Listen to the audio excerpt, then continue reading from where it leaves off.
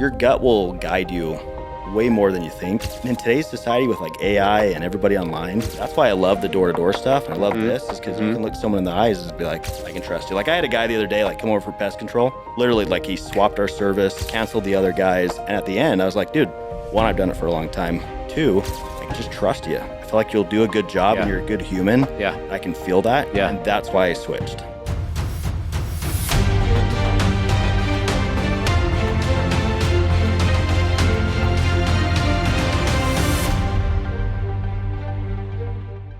I'm super excited. Jeremy Davis coming on the show, the Liftoff Experience. We're changing some stuff up in the studio, y'all. So we have, I try to put this anti-glare on the TV. That's awesome. Because we have a lot of lights and stuff in here, and I wanted to see if it looks all right. It looks all right over here. So we'll see. The team, they could do the editing, fluff, and make it look even more professional and better. But man, how did everything go yesterday? So you flew out. He actually does live, in-person, door knocking, role playing, and so you flew out, and we didn't even know if we could make this fit because Fridays is the days that we film this traditionally. Wednesdays, Real Estate First Technology. But one of your partners, Israel, shout out, he will be on Real Estate First Technology. Maybe we'll get him on to Liftoff Experience. We made it work. He gave up his time, his slot, and now I got you and your two partners here. Yeah. So, dude, thank you, man. Yeah, of course, man. Yeah. I made sure this was like a priority for us. We got a lot of stuff after this today. So wow. That's awesome, dude. You know, and that's where I feel like opportunities. And I like to do the same. If I'm traveling, I'm going somewhere, I like to do the best I can to stack it to make the most time as I can, be as valuable as I can. We'll be going to California at the beginning of October. That's where I kicked off Liftoff Agent that sponsors Real Estate First Technology. And so I'll be going out and going to local RMA meeting and talking with some people I know out there and just maximizing opportunities. Cool. You know? Yeah, I mean, it's like I'm away from the family and kids. Yeah. Like, I'm not here just to goof off. No. Let's see how many things that we can do and people we can impact. Yeah. And then go home. Dude, I love that, man. Let's talk about Liftoff, bro. Yeah. So, Real Estate First Technology, Jeremy's story, you can get into it there. For today, I really want to talk about mindset. I want to talk about, go deeper into the fact of maximizing our schedules, go deeper into why you're doing what you're doing and the passion behind it.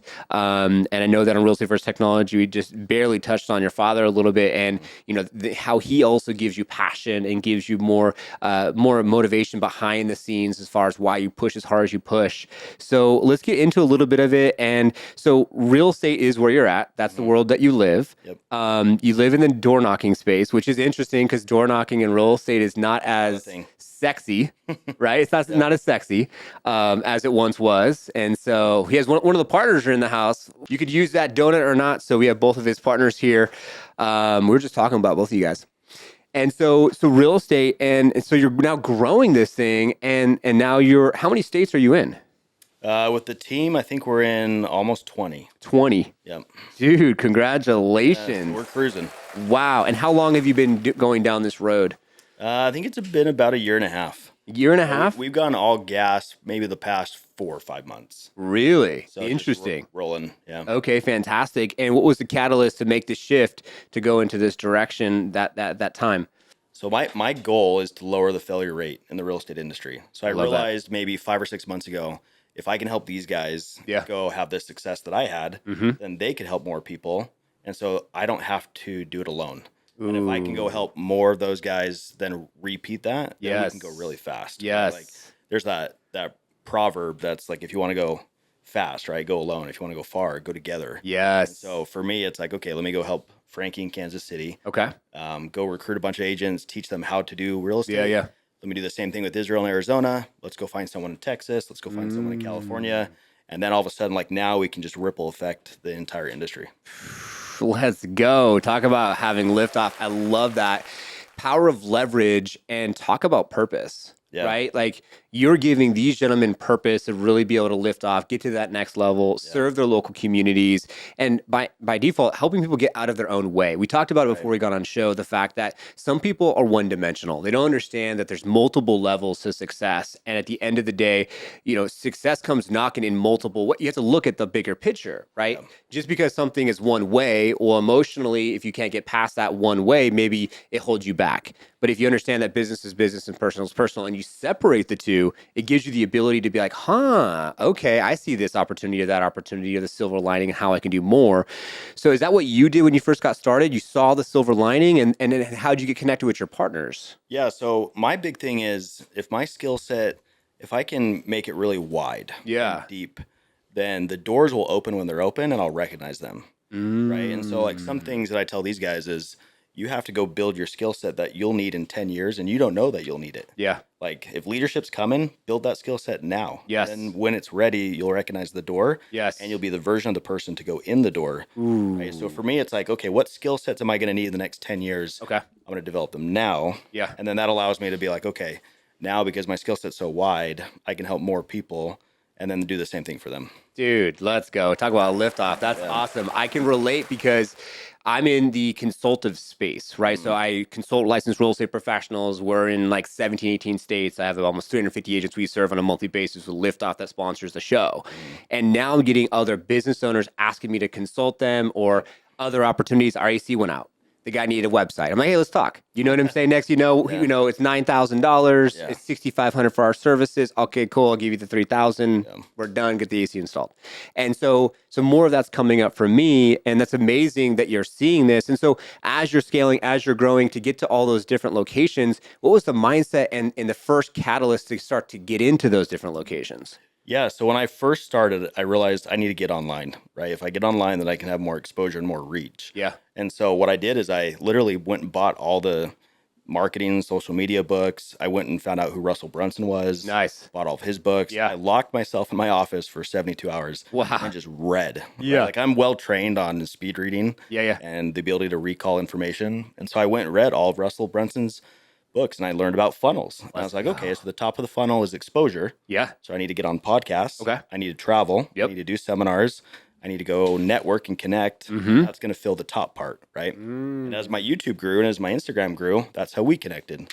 So then they find me on YouTube. They reach out like, can you help me? And then we do a podcast like this, and then somebody reaches out. And it's like that top part of exposure, I think, is really underutilized and undervalued by a lot of people. Is like, you have the ability to help people, but no one knows who you are. Yes. You've got to go get your name out there. Yes, I love that. Talk about a lift-off moment. I think the biggest thing too is for individuals to understand that, like, coming from service first. I think so many people get caught up in the fact that of monetary value. Okay, I have this thing to offer. And then they get tripped up off the fact, and a lot of people out there too, if you could relate, you get tripped up on the fact of how much does it cost. I was literally just listening to a podcast with Rich Piana and Peace Morby. He's out here, right? And Peace Morby's like, if someone's complaining about going into a mastermind that's going to cost them $1,000 a month and $12,000 a year, when he's in a $250,000 mastermind, that's not someone that he wants to be in the same room with because the mindset's off. Right. They don't understand the bigger picture. They don't understand that, wow, hold on. If I can get into the room, like he was talking about a deal that he wanted to do and it was worth hundreds of millions of dollars. And he was in the room with, $250,000 mastermind group. And the guy's just like, yeah, I got you right now. Yep. And so Peace is like, oh, I did 24 flips. This guy's doing some technology, data, whatever, worth hundreds of millions of dollars. He's like, yeah, I can fund you. No problem. Let's make it happen. Yeah. And it's things like that I think that our viewers and listeners, and this is why we're filming this show today with the Liftoff Experience, to help you have more liftoff and understand the mindset, right? That's one big catalyst of today's show. And I love how you are not just saying what you just said, you're living it. You got your partners behind the scenes. You got filming happening right now. You're on the podcast maximizing this thing. Yeah. Israel bumped his freaking appointment for you. And then for me, I know when success comes knocking. So I'm like, hey, I do Fridays, but I'm not going to be rigid. Wednesdays is for Real Estate versus Technology, our other show for the Real Estate Technology show that we started before this one. But hey, let's go. Yeah. Let's make it happen. Well, and that's the thing you and I were talking is like, you have to recognize your opportunities and you have to move. Like you have to be able to adjust and pivot and move forward. Yes. Like I had told you, I had heard recently that, God wouldn't have been able to part the Red Seas had Moses not been there. And so you have to be moving. And so when I was reading all those books, it was like, okay, I'm reading the information, I need to apply it. So then what I did is I went in my local market in St. George and I built an Instagram page for that market. So, okay, let me practice it here. Oh, it worked. Let me practice on the business page. It worked. Okay, now I'm stuck. I need a coach. And so I would go, and I think that year I spent probably easily over $100,000 on coaches. Wow. And I was like, I need the information. Let me apply it. Okay, great, it worked. Now I'm stuck again. I need another coach. So I went and hired another coach. Did the same thing, but it's like now because I did that, now I can teach it. And so it's like Interesting. if I can use myself as the fuel engine to go get Yeah. all this information, but then not just like get it and teach it. It's like let me apply it to see where the holes are, so Yeah. I can make it more efficient. And then now that's why they can replicate it, is because I went Yes. and found that for them. And so I see that as my Hmm. job is like my job as their leader is to go find that information, Yes. find a way to apply it easily, and Yes. then here you guys go. Let's go deeper in the coaching standpoint. So you're saying that you learned all this knowledge, but then the coach was the catalyst for what specifically? Yeah. So for me, it was let me read and apply. And then whenever I get stuck, I need Uh, help, so right? what was some Because stuck points? Like what, like give me some specific stuck points. conversion was the first one, right? So I started posting a bunch of reels and I was like, okay, this is fun, but I want to convert. I Mm. need to help Mm-hmm. people. And Mm-hmm. it's not working. So let me go see who's good at this. I found a Mm. couple people. I said, okay, here's money. Okay. Okay. And then teach me how to convert. Got I'm it. gonna apply it. Okay, it's working. Great. Your coaching was beautiful. Keep going. And now I'm stuck again. Another part that I got stuck on was how do I do more content consistently? This coach couldn't help me there because that wasn't their focus. Let me go get this guy. And then all of a sudden, because I was doing that, that then connected me over here to someone that was like, hey, I just hired a guy on ads. I bet that would help you. And so because I was doing this, someone saw this, then connected me over here. And I said, okay, cool. Here's my money. Teach me on ads. We try a bunch of ads. And then I got stuck on conversion. I was like, okay, I need another coach on ads and converting. And so then I got another one. And so it just kind of spirals after that. But if you're constantly moving, you're going to run into holes. And for me, it's like success leaves clues in books Yes. and it also in mentors and coaches. Yes. So if I want to go faster, I just need the information. Who has it? And Wow. here's my money. Dude, let's freaking go. That's hell of inspirational because I'm thinking to myself, like, wow, like on the social media standpoint, right? Whoever's viewing and listening out there, you think about the fact like, okay, is it converting? And if Yeah. it's not converting, what's the process? What's the reason why? Right. I see a lot of agents out there that go through the process and small business owners, if you're watching as a small business owner, you'll say, okay, this is who I want to serve. Okay, fantastic. You want to serve this specific target demographic. Now, what are the systems behind you to help you save some time when you convert? Right. And that's where I feel like a lot of people get caught up is like, okay, what are you going to post? Who's your ideal avatar? Okay, you got that down. And then conversion and then having them actually do what once they get converted? Is it CRM? Is it text? Is it call? Is it what?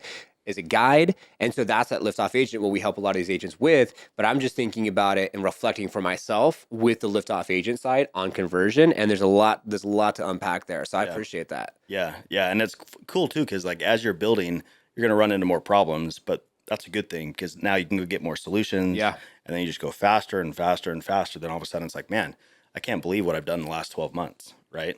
Wow. And that was the catalyst to be able to grow through so many markets because of those coaches that almost like, would you say like just like it unlocked something in your brain? Yeah. It made me realize like what's important. For example, on YouTube, there's people that will go buy all their viewers. Right. And it's very easy to tell because you got no views and no engagement. You're buying your subscribers. Yes. But for me, it was like because I had that earlier coach on conversion, I was slower on the YouTube. But now it's taken me 2 to 3 hours a day to get back to people that reach out to me on YouTube because I know them by name. When they followed me, I reached out to them and I had a conversation with them. So when they comment on my stuff, I know who they are. So because I had that earlier coach, it's now helping me over here, and that's helping me over here, and it's just growing really fast. Wow, congratulations. Talk about a liftoff moment. And it's interesting too. I want to get a little deeper into in the segment like mindset. Okay. And I want to talk a little bit about, when you could see things one way as someone can see something another way, right? Perception is everything. And it's interesting to see how you see what you see from the holes that you filled to have the success that you have, how then other individuals can then totally miss them. And what do you see that's maybe common from individuals that are going from maybe 0 to 100K? What are some holes? What are some commonalities as maybe as a mindset that maybe they can overcome who's viewing and listening to get to that next level? Yeah, I feel like if you're listening to this and you're stuck and you're not catching as many opportunities as you should be, I think it's because you're not growing.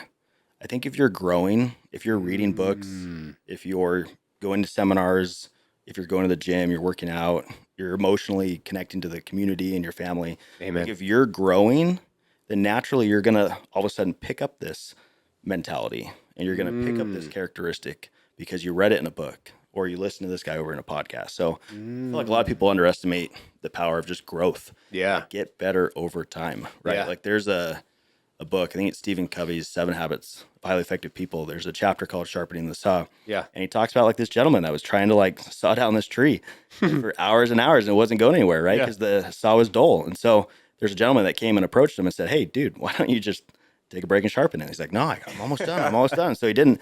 So anyway, so then the guy takes a break. The other guy comes and sharpens the saw, Yeah. goes and cuts it down like in a couple minutes. Wow. And so it's like for me, like I've been growing a ton for the past 15 years, just constantly trying to network and read and get coaches and listen to podcasts. And for example, last year I read 144 books. Let's And go. it was like, Let's go. it was just the coolest experience. Yeah. Like just on funnels and marketing and advertising and sales and leadership. And it was just constant inputs. Yeah.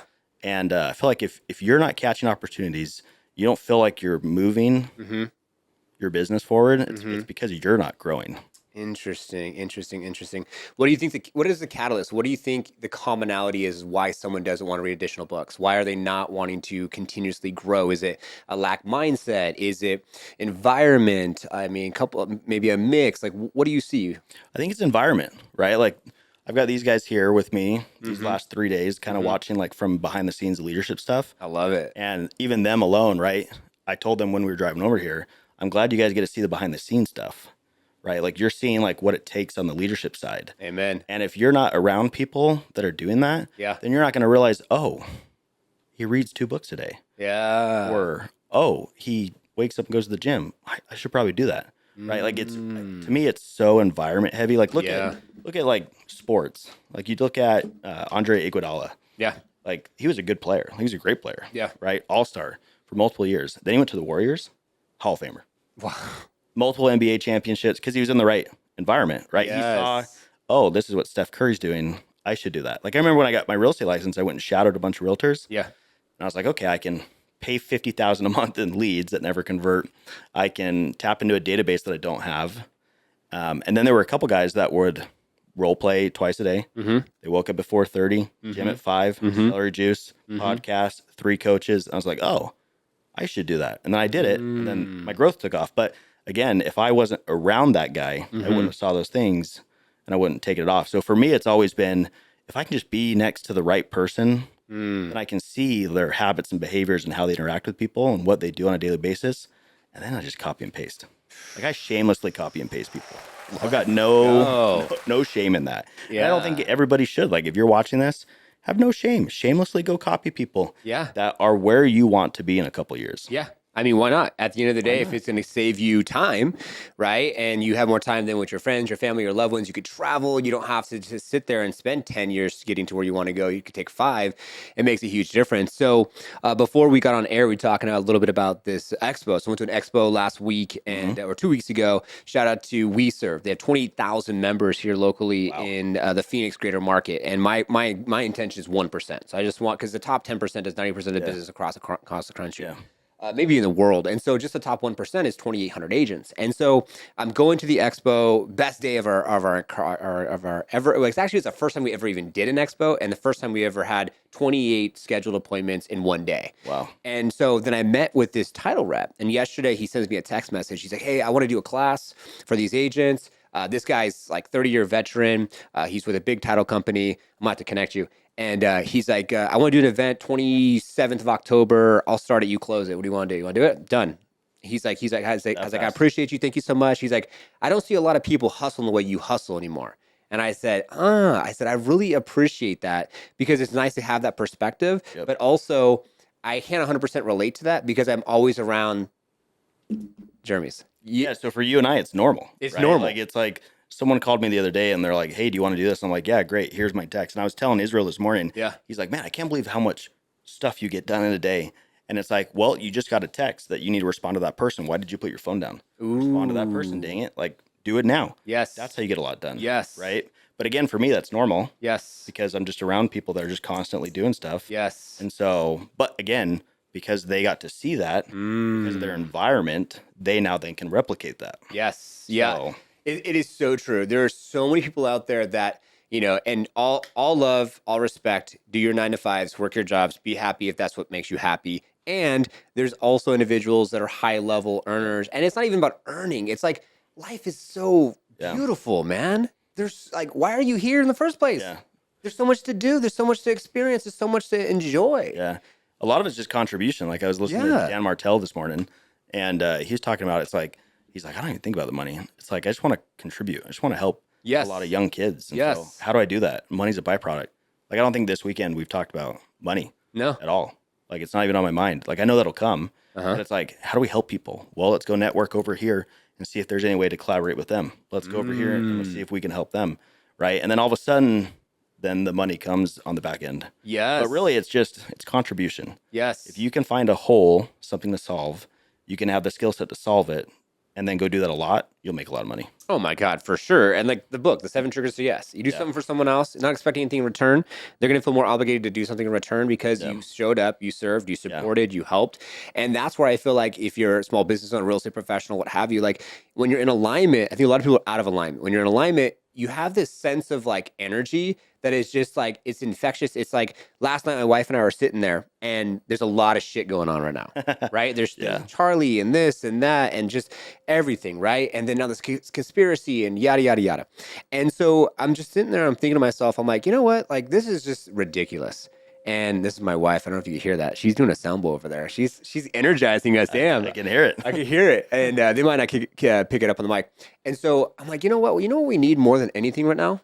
Just love and kindness. Yep. That's all we need in the world. I said, enough. Enough of the left, enough of the right, enough of this, enough of that, enough of the news. And then now all these YouTubers are just, let's just take the narrative and fucking bring it every which way. Yeah. If we just had love and kindness for everyone in the whole entire world, I feel like that saying, that kill them with kindness would totally just mitigate everything. Yeah, let me give you a specific example. So there was a kid that found me on YouTube, and then he got into role play coaching. So there's a coaching service, 2 role plays a day, Monday through Friday, for $250 a month. So he got in there, and he's like, "Hey, I need like help. Yeah, like, do you have anyone that I could go shadow?"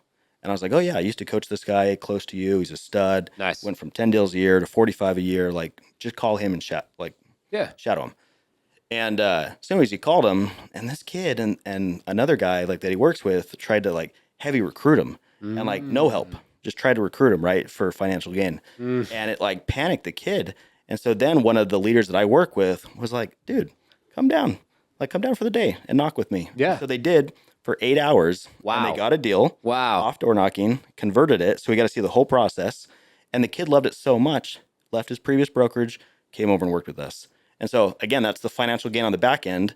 But how do you get there? You just give. Dude. Just give. Let's go. You know, that's the thing. And it happens in any industry. It doesn't matter, any light. You know, we're this morning, we're going to give you guys a tour of the house after we're done. We just did a studio loft apartment upstairs. We closed up one of our, it's basically just a loft, closed it up, put a kitchen, put a bathroom and a living area.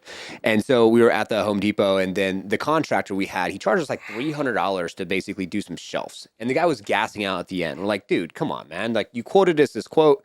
It's not our fault that you freaking are over leveraged yourself, didn't quote right, whatever. And this is after working with him on 8 flips. We used to do fix and flip for 55 plus community type retirement areas here in Arizona. And I was talking to the lady, and she's like, yeah, this 90-year-old woman came in, man. And literally this guy said, I can do this and that to your house, and totally just took advantage of her.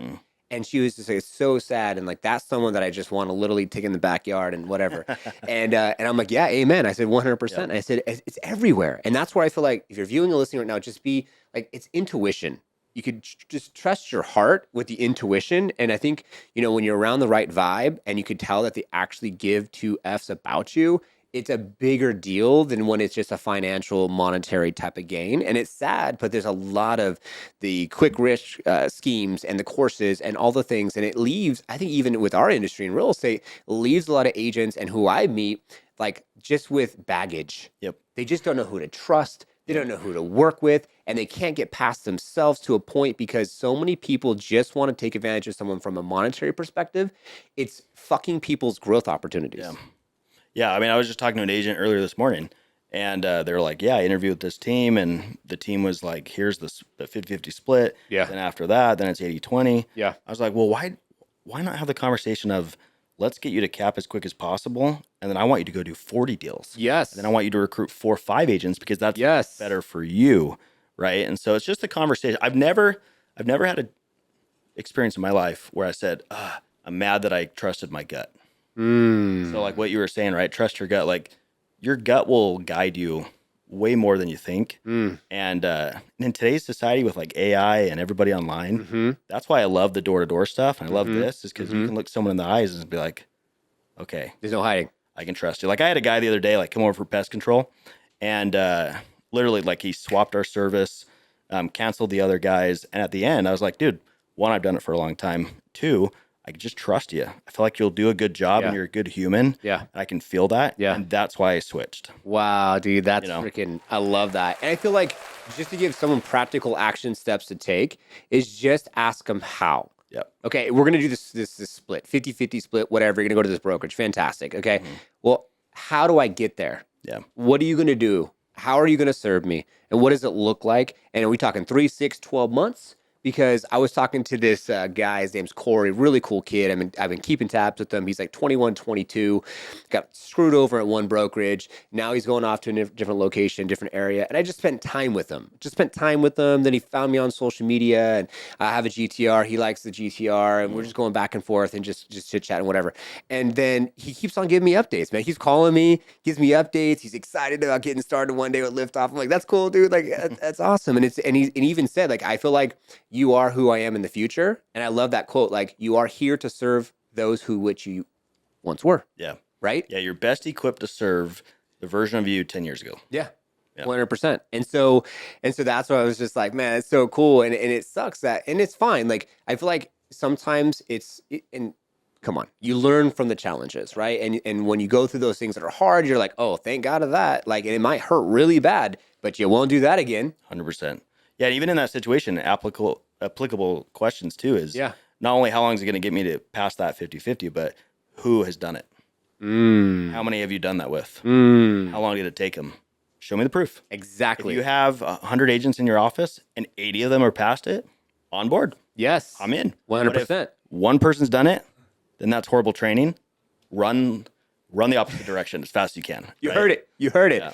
No, I love that. And I was talking to my wife and she has her tea company. And so y'all are drinking some of the tea behind the scenes. The team's getting hooked up and great hospitality. Love my wife. She's been on the show too. Go check out her episode.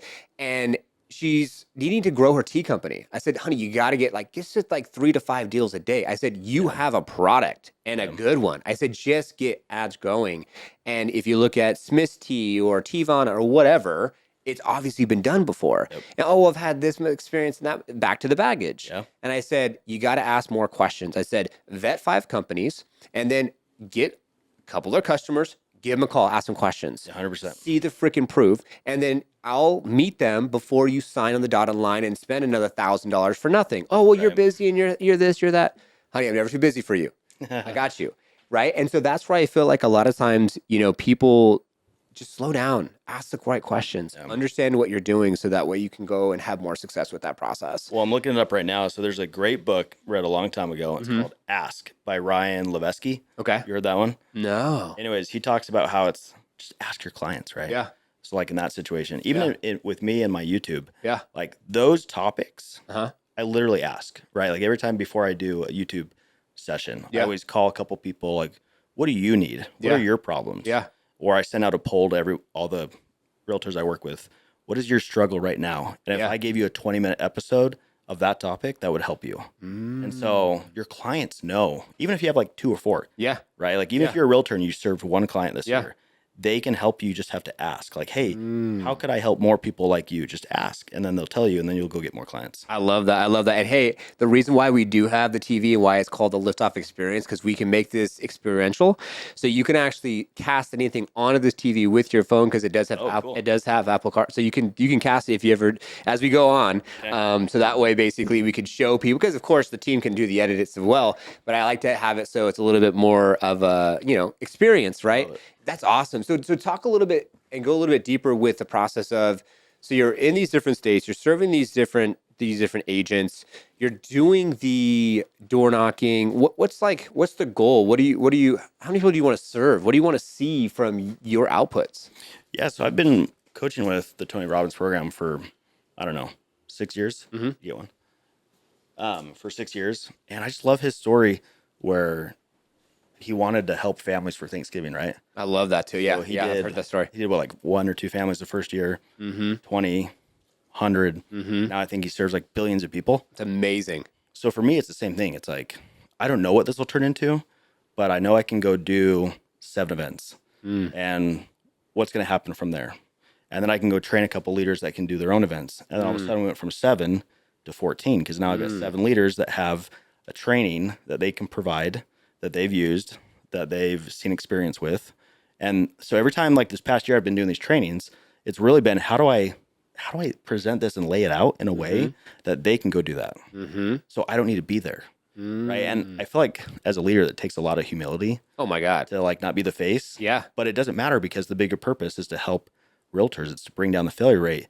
I don't need to be the face to do that. No. The training does that. Yes. And the experiences and stories do that. So for me, it's similar to Tony Robbins. It's like, I have no idea what this will turn into. Yeah. I would love for it to turn into something where it's like a Tom Ferry, Mike Ferry conference, like tens of thousands of people coming. Wow. But in order to get there, I have to control this month at a time, right? Yes. This event at a time. Yes. And then eventually it'll get there. Yeah. Yeah. How many showed up yesterday for your event? We had almost like 30 agents Wow. around there. We had a couple partnerships and we had Wow. just a lot of good people. Dude. So it was awesome. Congratulations Yeah, it was good. on that. And what would you say some of the biggest takeaways and wins were? Good question. I would say the biggest takeaway for me was that Israel, the local realtor that is the face of it, got to see the support from my end and also from another leader in the group, Frankie's end. Okay. That was the biggest takeaway. And then the second one is probably that we created networks here in the area that we could use those networks to go help more realtors.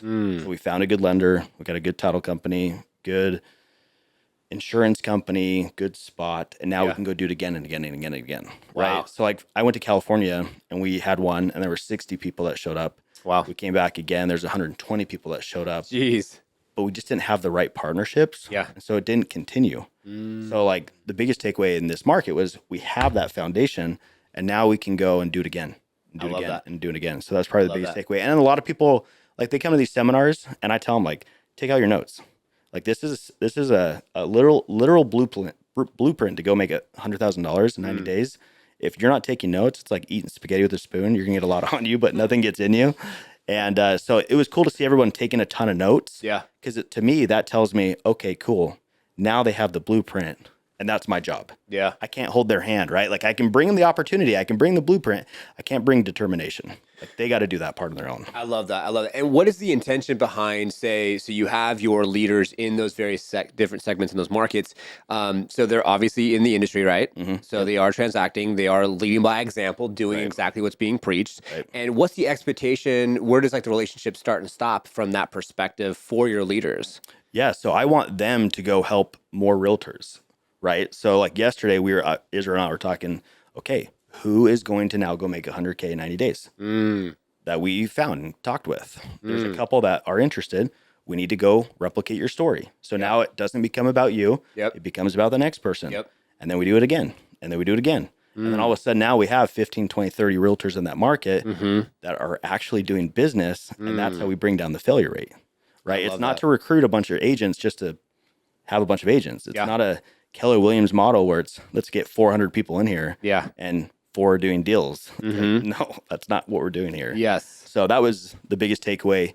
But it's really just how we need to ripple it, affect it. And then have more accountability within the network, within that location, so people could be able to serve, support, help, which I think is a huge thing. And it's also interesting because you're not broker specific. It's not like you're, and you see this with the EXP, the Reels, the LTP, you're seeing the downline model, right? We're seeing the downlines being built, and then this could easily be something like that, you know, but that's not something that you're focused on for rev share and what have you. It's, hey, doesn't matter what type of broker who you're with. It just matters about serving first, supporting, helping, giving you the roadmap to hit that goal. And again, I think that's the issue in the real estate industry is people safeguard their secrets unless you're with them. And it's like, no, that shouldn't be why people work with you. They want to work with you because of who you are, and they want to rub shoulders with you and grow with you, right? Yes. And so for me, it's like, no, I don't care what brokerage you're at.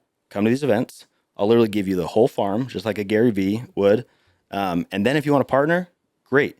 But my responsibility as a leader is to give you the information. I should not hold anything back. And so they walk away with this entire blueprint of all this training. And I even give them free training at the end. Here's my courses, whatever you want. Yeah. Because I know those that actually apply it, those are the ones that maybe down the road we partner with. Interesting. I'm curious if we want to make this a little bit more experiential. Like if we could take off all those pillows, it's a little cozy over there, but there is a spot. Maybe if Israel wants to come in and just give some feedback, would you be down just to jump in really quick? You just throw all the pillows you could take off that couch, even those little ones too, to try to make it a little bit more roomy for you guys. Come on you guys over. are going to be getting nice and cozy. It's more of a love seat, but if you could swing that forward and then you could sit down and put those headphones on, we could ask Israel some questions, and so welcome Israel to the Liftoff Experience. We're going to talk about having him on at some point, but it's like, hey, he's here in the room. Yeah. Why not ask him some questions and see how he liked the experience and the process? Yeah, swipe that around, right on right, left on left for the ears. You'll hear what we're hearing. Well, I think that's one thing that's cool too, is like as I go to these markets, I realize that like my leadership resume isn't my resume. It's right here. If I can do this multiple times, hundreds of times, it means that the training's working, right? Dang! All right, Israel, welcome to the show, and we'll just you just hold it. It's fine. We'll Hey, we wanted to make this an experience. So mics were freaking dropping, they're falling off. But so what was your experience yesterday with the event? I thought it was great. No, because we were the one doing it, but I think it was great, and it might sound a little bit repetitive what I say, but it was pretty cool to see Jeremy doing what he said he was going to do, right? Yeah. I think that it takes a lot. I tried different coaching in the past, and they couldn't understand what I was trying to go or build or do, and then for him to fulfill that promise. And don't forget, I mean, I've been in the team since April. To be committed to me, I'll say this soon into the process, right? It was pretty impressive. So, we deliver. I thought a great message to Thorough Realtors yesterday. They were taking notes. I attended different events and seminars, and they always, share all kind of stuff, but it's not applicable. Or like, they give you a little bit, and then at the end they try to sell you some. And yesterday, that's what we said. Hey, I put up my story, how I got to meet Jeremy. And then after that, I said, you just put your wallets away. Nobody's asking you for any money. We are not going to recruit you. We are not going to ask you to sign up for coaching. If it's something you want to do, then you know where to find us. We're in the room. I love it. That wasn't the angle whatsoever. We came from a point of contribution. And then, again, as Jeremy said, I probably said to this point, I never met a coach that will walk with you, literally, right? Like we went door knocking, and we had probably about 10 agents, you think, or 12 agents. Let's go. They came with us, and then everybody's afraid of door knocking, but they know that's probably is one of the highest approaches to get a lead converter, right? Because I'm talking to you face to face. So it's a higher conversion rate on the door knocking. So everybody wants to do it. Everybody's afraid of it. But when you got somebody like him, myself or Frankie, I mean, taking you out, or like he was talking about, the agent up in Knoxville, then when you see that, and then somebody else doing it, and you're like, oh, it wasn't that hard. And this is my disclaimer to everybody. A guy like me can do it, right? Yeah. So when I knock your door and you hear this crazy accent, now you got to figure out what's going on, plus what are you doing on my door, right? So if you're already speaking English, you're already ahead of me, so you can do it. I don't hear an accent, by the way. I love it. No, but that's the thing, right? Like it goes back to the bigger picture. Like the bigger picture is to lower the failure rate. So how do we do that? We go help people sell real estate. So $100,000 in 90 days. He's got 7 under contract right now. Let's go. About to make $100K next month. He's got to get 3 more. And he capped a long time ago. Like, we're not even talking about that right now. But it's like, okay, great. Now I got Frankie coming out from Kansas City. and we got 3 of the leaders working and knocking with real estate agents. Yep. And it's like, guys, just go help. And I was joking with some of the agents yesterday. I was like, look, if these guys try to recruit you, let me know, and I'm gonna punch them in their face. Like, do not do that, because I'm keeping it real. right, like, guys, just give as much as you can. So, like, bigger picture is like, okay, now I remove myself from the picture, and now these guys do it often in their market, and then all of a sudden we get 5 of our leaders fly in a market, help and help and help. But again, it's like, come and see versus I did this 7 years ago. Like, I don't remember how to do that. It's like, no, like, I'll come show you. Yeah. Like, my skill set's good enough. Like, I'll come show you, right? I absolutely love that. Congratulations, Israel. Thank you so much for your story. I think it's a big thing when you see like that picture. It's like you got the guy behind the desk and he's pointing the finger. He's the dictator. So the guy who's in the front with the rope, and he's pulling everyone else with him. And that's where I feel like the new leaders of 2025 and beyond are at. Yes. You know, God bless, rest in peace, Charlie. You know, take it or leave it. He was a leader, however you look at it. And so, you know, we need more people. We need more men, more women to step up and to lead and talk the talk and walk the walk, and not just be behind the desk. Because how many people are with either a brokerage or a corporation? You don't know the executive team. You don't know the CEO. They're fucking drinking Mai Tais on the beach, and I'm making you money. Like, what the fuck? Yeah. And so that's where, even with Liftoff Agent, I take pride, and I'm sure Jeremy can relate to this. It's like, I coach every single one of my team members. I meet them for 30 minutes once a month. And my goal is 100 in the Philippines, and then I want to have 30 in the States. The 130 staff members to serve 15,000 agents across the country. Yeah. And if I'm going to do that, I've already penciled it out. I need to have 4.5 hours to coach 30 minutes a day. Every single team member. And so then that way I can really keep my finger on the pulse. I can really go deeper into their vision board, their goals, mental, physical, spiritual, where they at, what do they want to do, where do they want to go.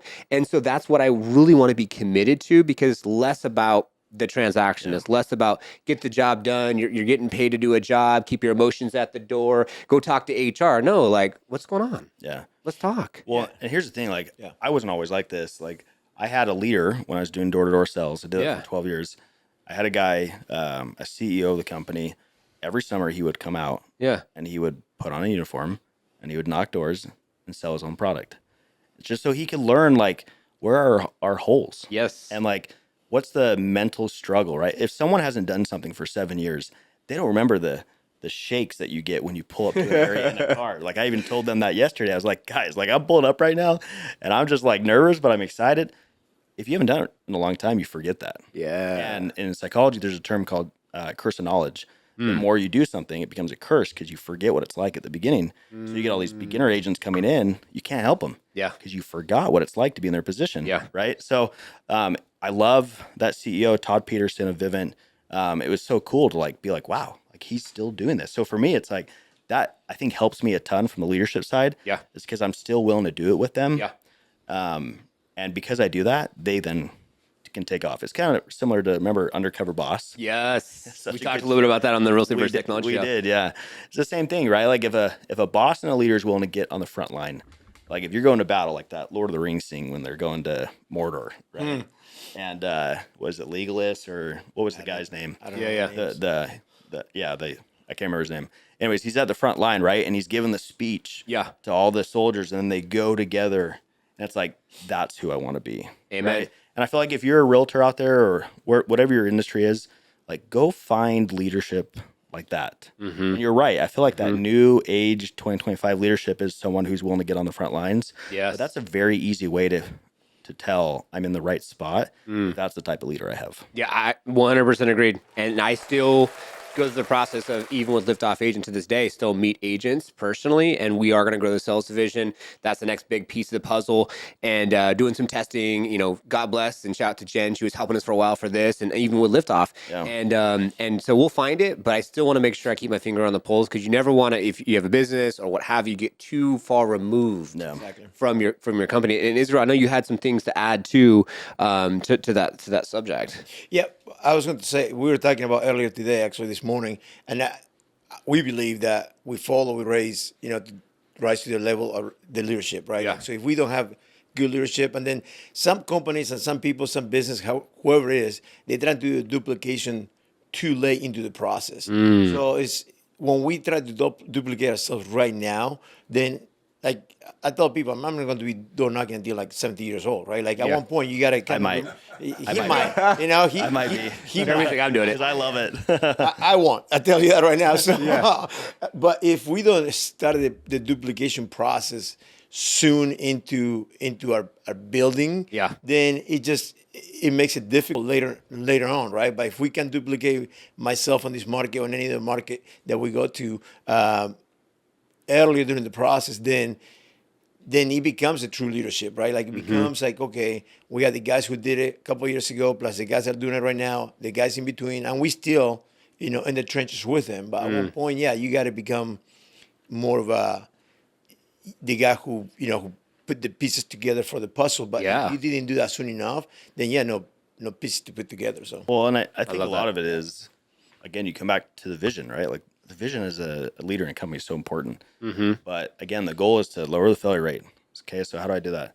Well, you look at Israel and you say, okay, like I can teach you to go to 100 homes a year, but if you don't want to give back, then it's like, well, we helped one realtor, and that's great, but now I can't go help more. Yeah. So usually when I'm looking for somebody to invest in, it's like, okay, like here's the bigger vision. Do you want to go that with me? Like, do you want to learn how to go do 50, 75, 100 homes a year, 100K in 90 days? But then do you want to give back? And then for me, if they do, all in. Late nights, flying out, whatever you need from me, because then like together we can go help more agents, right? Yeah. It's the same thing with Frankie, same thing with other leaders that I'm working with. It's again, like you can't go higher than your leadership. So I know that my bar has to be so high. Yeah. And that's my job, right? Yeah, I love that. I love that. And just going a little bit deeper in that subject, I think anyone who's viewing and listening, it's like, and that's something even for myself, right? It's like you want to come from a servant's heart. You want to serve, you want to support, you want to look out for others. And you do have to ask those tough questions to identify if they're willing to really, we'll say, lift off. Right. Get to that next level, Right. Put in the hard work and do what it takes to knock those doors, to hit those goals, and to then serve others. Right. Most aren't. Yeah, most aren't. They really aren't. And that's the thing. And it's like the one bag egg or the one bag freaking apple can spoil the bunch. And that's something that is, I think you got to guard yourself, whoever is listening and viewing, because if you don't guard yourself, and you're around the wrong person, it could really start to spoil the bunch. And that's something that I've dealt with because I care too much and I'm too passionate sometimes that I don't have enough of a guard up to be able to say, no, this doesn't make sense and you don't quite understand, and that's fine. One day you may, but I'm not the person to help you make you understand or what have you. Yeah, a good book for those that are watching this is Good to Great by Jim Collins. Ooh, yeah. Frankie and I talk about that all the time, but Yes. he talks about putting the right people on the bus. And it's not necessarily going slower and being more deliberate. It's go fast, like build fast. But the second you realize that they're not the right fit, gotta let them go. Yes. Cut it. That's right? even with dating, dude. Same thing. It's the same shit with dating. Same thing. Same thing. You be dating someone, you're like, whoa, hold on here. I don't know. Like, Yeah. what? say what? Like, we're gonna have to, nice to meet you. Yeah. Well, and that's the hard part too. Like if you're a leader or an owner of a company and you just want to give, the number one thing you're going to deal with is backstabbing, betrayal, and like a lot of issues like that. But I'd rather have that part of the plan than be a leader that safeguards and only puts like 10% of my time into Israel. Yeah. It's like, no, I'm going to give you 200%. And if at some point we're not the right fit and you move on, great. But I can help you more if I just give you 200%. Oh, and it builds way more character for you. Right. Because you might learn something that might 100% resonate with, but if you can get past that and you hit your goals and then you can become a leader and then you expand that specific market, we're winning. Right. But then if not, then it's just like, hey, we tried. Right. And I think if you're setting up the bar high, like we were talking about, we were talking about that this morning, yesterday, I think, it's just people cut themselves. You know what I mean? Because like when we're working and we're like, people think that we have a magic pill or something like that. We don't. You know what I mean? So I mean, when I do. I sell Red for or blue? $29.99. Yeah. I drink mate. That's why it's my magic. Not just. But it's just going, I don't know. I'll make a couple points, I guess, on this one right here. But first of all, it takes work, right? So some people want to make 100,000 in 90 days, but I had a couple people from the team, or even people from outside the team, called me up and, hey, what's going on? And they want to meet with me and they want to see what am I doing. I'm like, honestly, I'm working, dude. You know what I mean? Like, you got to put any minimum 8, 10. And he knows it. Some days I was putting 10 to 12 to 14 hours a day. Yeah. Well, right. He signed a listing at, I mean, it was pretty early in the night, but I know. it was what, 9:15 at night? 9:15, yeah. So Wow. that's what it takes, right? Liftoff. Let's go. That's what it takes. So I think when you set the bar like that, and then I don't think Jeremy kicked anybody to the team yet, but people did they decide to go is because I don't know the right word is pressure, but they can't handle the environment, right? Yeah. Because we're moving, like he said, we're moving fast, we're moving forward. So it's kind of like you got to get on the bus, kind of jogging and jump into the bus, right? A momentum. Yes. Like it's kind of like we'll stop a little bit, pick you up, but then you got to bring your own momentum to the team. You have to. And the thing is this, and some like going back to some of the maybe people who join other teams and they talk to us, and after that is we have the tools, we have the systems, you have the leader, you have the things that are going to help you to get there. Yep. So if you're not using them, that's on you. Right? Correct. So Jeremy's a little more lovely guy. I'm more straight to the point. Yeah. And guys call me up on that. They're like, dude, I love when you tell me straight up. So I'm like, well, if you're asking advice from me, you know we're going to get. Like, you know what I mean? Especially if I know you, right? I'm going to shoot you straight. And I'm going to say, well, we had that conversation with Frankie yesterday, right? He's like, I'm not getting my deals done. We're going to get a drink, and we were chatting in the back of Uber. And I told him, I said, dude, we got to review your daily, because he said, well, I'm working. I said, well, what type of work are you doing, right? So honest conversations are necessary, and also the desire, right? The desire to go, the why are we doing this? So a lot of people want it. Most people don't want to put the work that takes. Oh, yeah. Get it. And I'll even add to that too, like on the business side, like to grow it. My first 90 days building the team and the new coaching platform and everything, I pulled 19 all-nighters. There you go. Wow. Like, it was no joke. I had to build 15 training manuals. I had to go record 15 courses. I had to build out the new website. We had to build out the new training platform. I had to go learn Zoom whiteboards. And I remember when we did our first Zoom, I was like, well, we're doing this whiteboard thing. I'm going to figure it out. Then now it's like, now I'm cruising on it, right? And it's just a lot of, Canva. I spend so much time on Canva. But it's like, that's the nitty gritty stuff, right? Like on my end, there's nitty gritty, long hours. On that end, long hours. On leadership, long hours, right? Like no matter where you're at in your business, you have to be willing to do what the other people aren't. And this is what it looks like. It's getting listings at 9:15, which by the way, he's still 2 hours away from my latest listing, which was at 11:15 at night. I signed it. Dang. He's still off on there. Let's go. I always like to remind him on that. Ain't over yet, so. It ain't over. But I think it's important to know, like those that watch this, it's you've got to figure out like, how can I make this go faster? What am I willing to do to get there? Because trust me, like in today's day and age, like Ormozy always talks about, it's never been easier to win.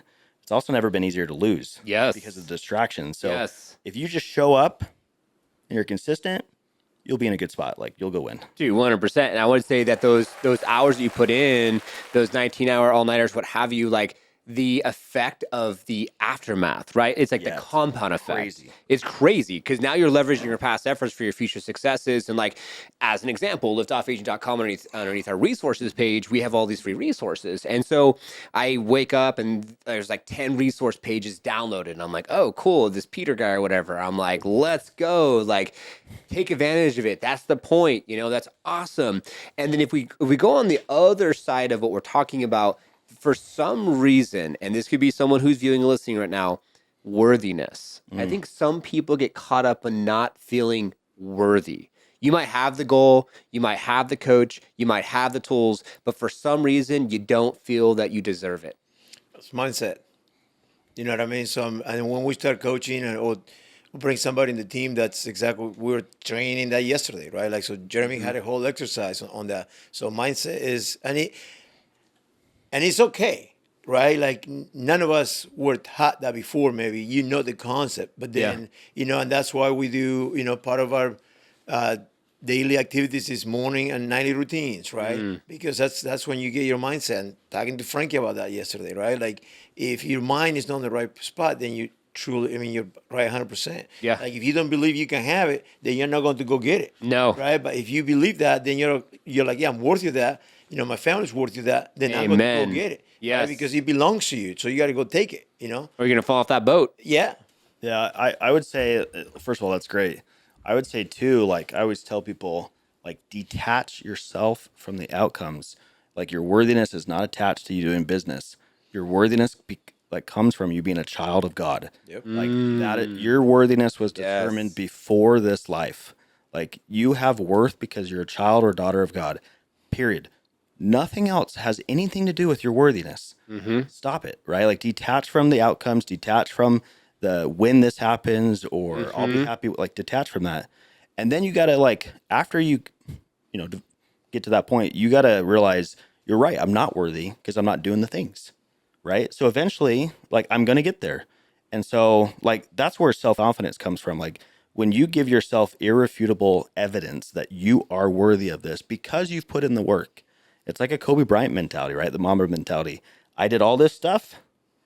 I'll get this stuff, but my worth has nothing to do with that, right? So I just love the David Goggins, like look yourself in the mirror, strip all your clothes off, be super naked and just be vulnerable and be like, okay, I'm expecting this, but am I doing the things that it requires to get that? Yes. No. Well, no, duh. I'm not getting it. Of course. But my worth has nothing to do with that. Dude, I absolutely love that. Liftoff. It makes a whole lot of sense. And I think then it gets to a point where you're just like, you don't even think about it anymore. You don't think about the money. You don't think about the monetary value. You just think about serving, supporting, showing up, and taking the best practices and the techniques and everything that you've learned and just handing it to the next person. So then they can also follow suit. Yeah. And that's legacy. Yeah, 100%. There's a big difference between I deserve something and I'm worthy of it, right? Like you deserve, like he deserves what he's got because of the work he's put in. If you're not putting in the work, you don't deserve it. Right. It has nothing to do with your worth, right? Like you got to detach that. 100%. And I think also the beauty is you can make a decision, right? Like you can make a decision. You can sit there and whine and complain, or you can go get it, right? Yeah. So like if you understand that, like say, well, like he was saying, like, the worthiness has nothing to do with you. Like I believe the same thing, we are all childs and daughters of our Heavenly Father. So that has nothing to do with it. But the other section, I talk to my hands on this mic. You're good. Kind of like I might knock it off again. Yeah. He's restricted. It's like a hand seatbelt over there. Yeah, I got to put it under me. Anyway, so I think the good news is that, right, you can go get it. So like you can change the way you're thinking and you can sit there and whine and complain or say, you know what, dude, I haven't done it up to this point. All good. Tomorrow's a new day. Let's go get it, right? Like, because sometimes it's kind of a adversary tool, right? To beat us down, to say you're not worthy or, that's not who you need to be or you can't do it and all that stuff. You mentioned, the influence from TVs and, internet and all that stuff. I mean, a lot of people out there are kind of poisoning your mind, right? Like you're saying, like, for their own gain. So my point is that, like, just got to change that and understand that it's up to you, right? Like tomorrow you wake up and it can be a new you and you can start all over again. I mean, it's fun when you actually want to go and achieve something. When you have a goal, you want to achieve it, whether it's taking a trip or meeting your dream partner, starting a family, buying a house, whatever it is. It's like, and I feel like those that aren't winning are getting caught up in the fact that they have no idea what they want. Yep. And then they see maybe a cool reel or YouTube video or an influencer that has something that might feel nice for a second. And then you're like, oh, I'm going to go buy that course because that'd be a really cool concept. But then you don't really know what you want. So you're just like buying this, trying that, which is fine to maybe get to a point of knowing what you want. But it's like, as soon as you get clear, all the noise, all the bullshit, all the doom scrolling, like I'm intentionally scrolling. You know what I'm saying? Every single post is something that feeds my brain in the goals I wish to achieve. Yeah. Yeah. And if you're watching this and you're not in a place where you know what you want to do, an easy, applicable place to go is Stephen Covey's book, 7 Habits of Highly Effective People. He's got a chapter called Begin with the End in Mind, right? So if you can see it, you can believe it, and then you can pull it forward and build a plan to get there. Identity is an easy thing. You just need access to literature. And as you read the literature, it'll change your identity. So 3 books are Fanatical Prospecting. If you don't love that hustle to go get new clients, read that. I think it's Jed Blunt. The other one is Extreme Ownership. Like, you have to own that I'm an independent contractor. I'm the CEO. Yeah. No one's going to build my business and my dream but me. Nope. That's an identity that book will help you. And the third one is Eat What You Kill by Sam Taggart. He just recently wrote this. Good buddy of mine in the door-to-door space. But it's how to become a sales carnivore and like go hunt, become a lion. And like you are the one that's responsible to go put food on your table. Nobody else. We got Liftoff, 3 different books. Let's go. I love that. And we didn't even skip a beat for some reason. This went out and I turned it back on and we're still good because the volume, it was always recorded. Cool. But that's a prime example of stream ownership. You just keep moving forward and you were in the flow, so I'll let you keep going. Yes. Also, I love how if you look here, Jeremy's taking notes on different points that are going to be impactful for him to read back. And because even you watching this, we can only like remember 10%. Yeah. You could read a book 5 times. You'd be like, oh shit, I didn't hear that last time. What? Because you're in a different time, different space, something different's coming up. Maybe you're more relaxed. Last time you're stressed, whatever, right? So even this podcast, you can watch it back a couple different times. I love that. And I think the other thing that was coming up for me, and it was coming up as you were saying it, it's going to come back. There's another guy, an author that writes a book, and it's Be Your Future Self Now. It's like the power of being your future self and how you can basically be that future self and come from the perspective of how it would feel being that future self. What is the name of that book? Be Your Future Self Now.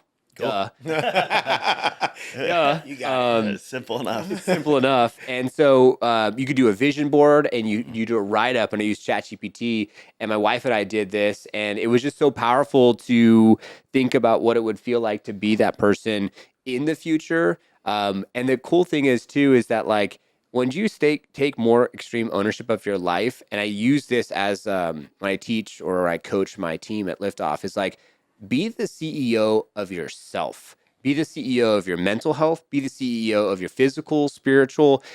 Take responsibility and massive ownership, because if you're the CEO of yourself, just like I tell every single one of our team members, you're the CEO of that department, whatever department it is. If you're in the video editing department, social department, web department, sales, like take ownership. I don't want to be micromanaging you. We're going to give you the tools that you need, but it's up to you to keep the customers happy. It's up to you to have the customers want to actually ask for more, or potentially ask about how can they better leverage our service. But then that gives additional income opportunities. So then when your review comes up, we can pay you more. We can have more money for trips. Like last year in Bohol, Philippines, and we had like 30 of us at an amazing resort and the whole team. And they were just like, whoa. And I did that because I wanted to show them possibility. Nice. I wanted them to understand, like, it was literally like cater service, like wedding. It was beautiful, white sandy beaches, little villas, the whole nine.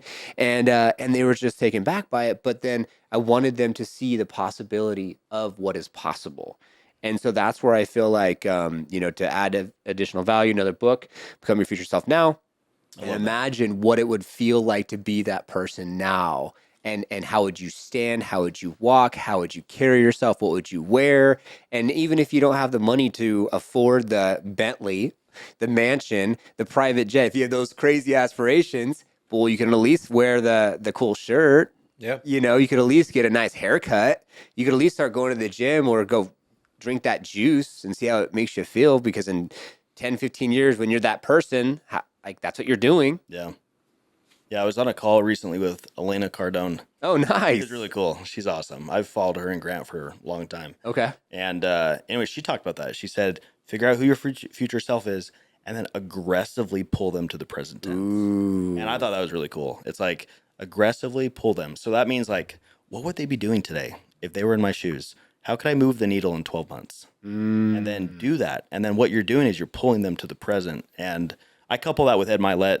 He talks about how his biggest regret would be to get to the other side and be at Judgment Day and talking with Christ and all that stuff. And meeting the version of himself that he could have been.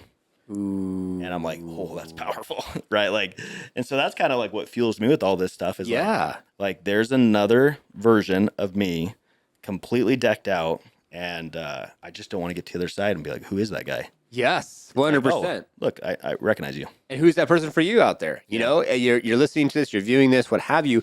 Who is that person? You know, and it's this room that we're in right now that is you know, causing us all to think outside the box. It's encouraging us all to think bigger and go bigger.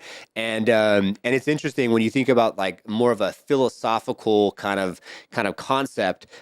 There's like they talk about like for anyone out there that knows like this concept too, like the physical. They say that the physical is like we'll say is a dimension, and then you have the third, fourth, fifth, sixth. And there's the different realms, like you were talking about a second ago.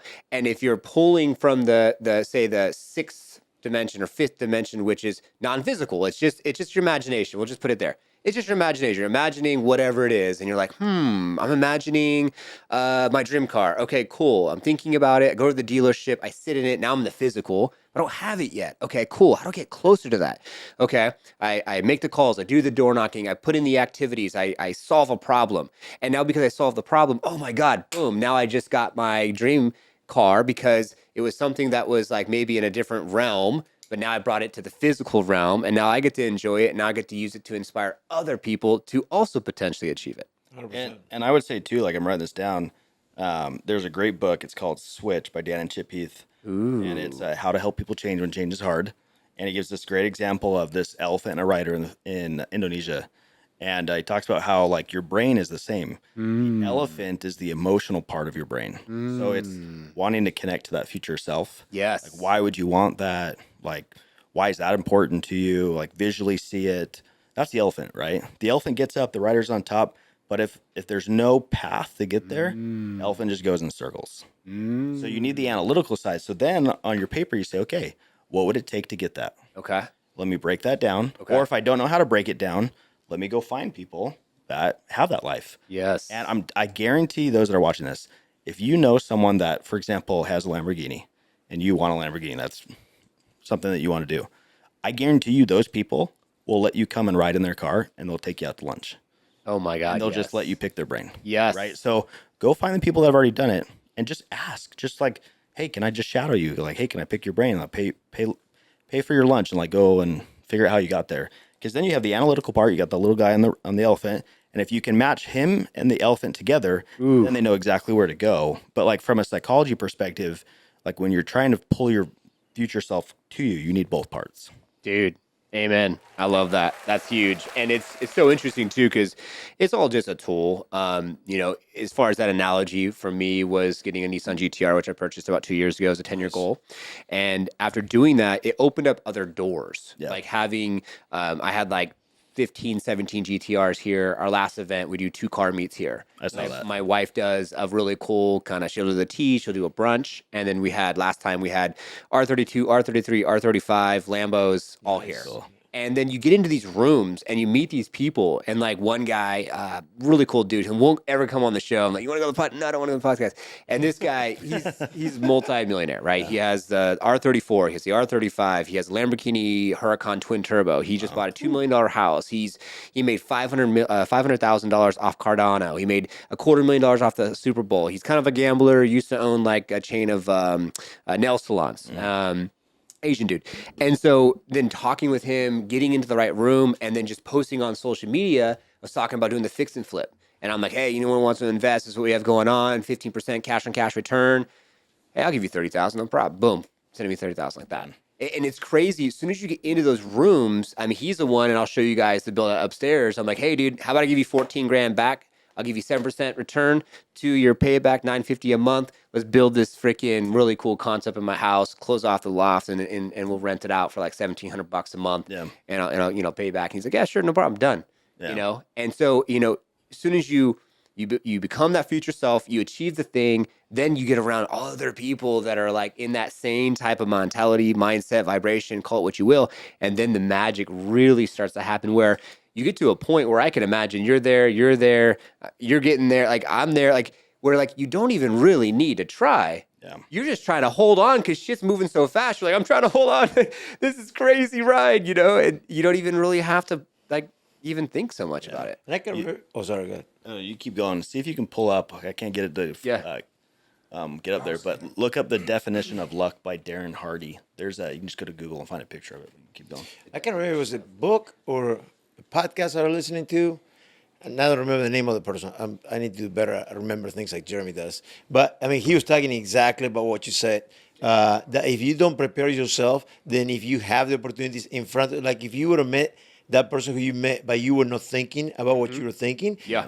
Then if he said, "Hey, how can I help you?" or "What do you need?" Right? Yeah. But if he said that, say, "Hey, how can I help you?" To grow, whatever the question was. Yes. Because you already were thinking about it, you had a plan, then the solution showed up. But if you were not ready for that, then you could have been in the same room with the same people, but you could not have taken advantage of the offer that he gave you. Yeah. So like it's going to drive me crazy. But I think it was in a book that he was talking about, and they were talking about exactly that. Like that's why the reason you need to prepare and have a list of things that you would like to accomplish.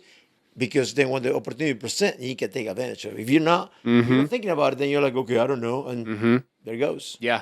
Like one thing that comes up for me, I feel like that's a huge thing is getting into the perspective of like, say, for instance, this home, your car, is it messy? Is it clean? Is it organized? It's a direct reflection of your inner world creates your outer world. Yeah. And that's where I like to create spaces where my wife and I, for 5 years plus, we've been working on this home and it's been nonstop.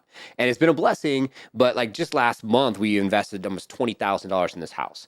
And from that door you just walked in, brand new. Just put that in. The upstairs, what have you. And so for us, we're going through the process because possibility, because imagination, because it's a part of the vision that we have on our board that we want to bring to actual reality, and then share it with our family. My dad came yesterday and he walks through and he's like, "That's a really nice door." And my wife's like, "Yeah, it's about possibility." It's like once you have something that you could show that is like possibility, then you could really be able to, what did she say? She's like, it's the portal to your future success or whatever she said. And I'm like, that's a really cool concept, honey. I love that. And so that's where I feel like, it's something as simple as that I think you all can take on and think about and live in your specific dream. And like you guys are now in reality, like seriously, you're in my dream. You just tried my wife's tea. You're hanging out in this podcast studio. It took me about 5 years to get this all down pat. Like your father-in-law. Isn't that right? Doesn't Yeah. he look like her? You look like Dad Jimmy, right? Which is crazy, and just your background and everything else. And so it's little things like that I think that like create the magic. Create the opportunity, and then inspire your friends, family, and loved ones, and do things that are like studio and apartment inside a house that's not in the city. That's not normal. But I'm not normal, I want to do something different. So I got the picture. We're gonna see if we can get this. This is live, Dan. We're just gonna do it and see if it works. And it looks like we're gonna have the quote on the screen. Boom. There it is. Yeah. So I love this quote, right? So this is from his book, The Compound Effect, and I feel like I've built my entire career off this book. But he talks about how like the formula for getting lucky, right? Like that we're talking about right now is preparation. So personal growth, we talked about that. Yeah. You got to be growing. You just have to be moving. And then attitude, belief and mindset, right? If a door is presented to you and you can't see it because your belief and attitude, then you're going to miss the door. But like, for example, for me, I'll catch opportunities pretty quick because I know what they look like. And because I'm constantly growing, I can jump. And then the other one is opportunity. So a good thing coming your way. So an opportunity comes, your belief, you're growing, you see it. Yes. And then action. And that equals luck, right? And so I think of, we were talking about before, but the example in the Old Testament of Moses, when he was taking the people out of Egypt, he gets to the Red Sea, and I bet all the people are like, crap. Like there's the sea, and all the soldiers are coming, and then they see him on the hill, and they're like, oh my gosh. And so, but then like God was like, okay, cool, part the Red Sea. And then even at that point, Moses had to decide to trust God, to then put his staff down, and then the sea parted, right? And so like you take that example and everything was there. Personal growth, like he was growing, had a relationship with God. Attitude, like he knew, okay, I could trust God. I move forward. I'll do what he says. Opportunity, then all of a sudden the opportunity is right there, right? And then boom, it happens. And so the same thing like as entrepreneurs, you've got to be growing. You've got to be like moving. Yep. And then all of a sudden these opportunities come, right? Like when you were building this, it's like, cool, now you're seeing it come to pass. And like me a year ago, I would have never imagined being here, but because I'm growing so fast It's like all of a sudden one thing leads to another. Now we can get on here, and then this will probably lead to something else, and then it'll lead to something else. But it's like, you know where you're trying to go. You have no idea how you'll get. I mean, you kind of do, Kind of, yeah. but also like you got to leave room for like flexibility. And Yeah. all of a sudden it's like boom, you get there really quick. That's the fun part, right? You got to enjoy. That's the fun part. You gotta enjoy. Like we're on it's like September 24th at 11:24 on a random Wednesday, and we're just vibing out here in Gilbert, Arizona. Like, okay, doing a podcast, and like I would have never known I would have met you two, and that Jen's the catalyst for the reason why we all connected. Yeah. So I gotta say a big shout out to her. It's all love, and it's so true. It's like you have to, even in the Bible. Success leaves clues. It's right there in front of your face. It's all about how you perceive it and the filter that you're looking through. And I feel like we are very indoctrinated because of our family, and it's totally fine if you're, coming from a family that works a 9 to 5. They're not entrepreneurs. They've never seen things like that. Then you need to get yourself into a room like this where we'll give you a different, hey, you know what? Try these lenses on. Yeah. And then you're like, oh, shit. I'd never seen it like that before. It's blue. Yeah. I thought it was red the whole time. And there's even studies on that too. There's studies on that as far as lenses that you can put on. You see things like what is it? Something about like, I don't know. It was something about the sea. I'll have to come back to it. And it's not so much like the sky's blue, so the sea's blue. But there was something that happened. I don't know if you guys remember, but it was like a project where it was like these people that only seen like this one thing this one way, and then they never could see it any other way. So like almost like an example was like indigenous people, they never seen a ship, so they never could see it because they never even seen it before. So it's hard to even like the concept of the reality of what am I even looking at? Yeah, it could be right in front of your face. Like every single thing that you need could be right in front of your face. This podcast right here could give this person listening exactly what they need. But you should pull up, so in Google, just type in old woman, young woman diagram.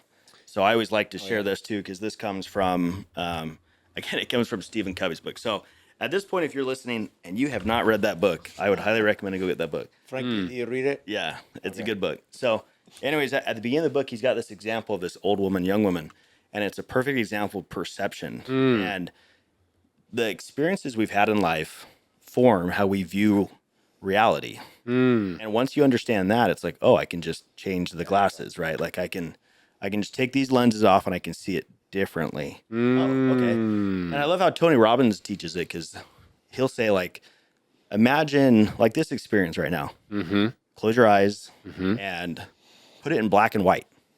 Put this entire office in black and white, right? Take the color out, and then turn on your favorite song.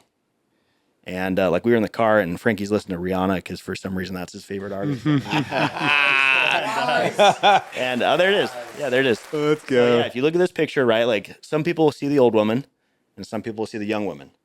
And when you see the other, it's like, oh, how did I not see that? But some people, like when I show them this, they legit can't see one or the other. Like they cannot see it. I have to like color in the picture to show them, right? But if you look at this, like the older woman, here's her nose. That's her eye, and here's her mouth and chin. And this is like her big dress. The younger woman, here's her eyes and nose. She's looking away.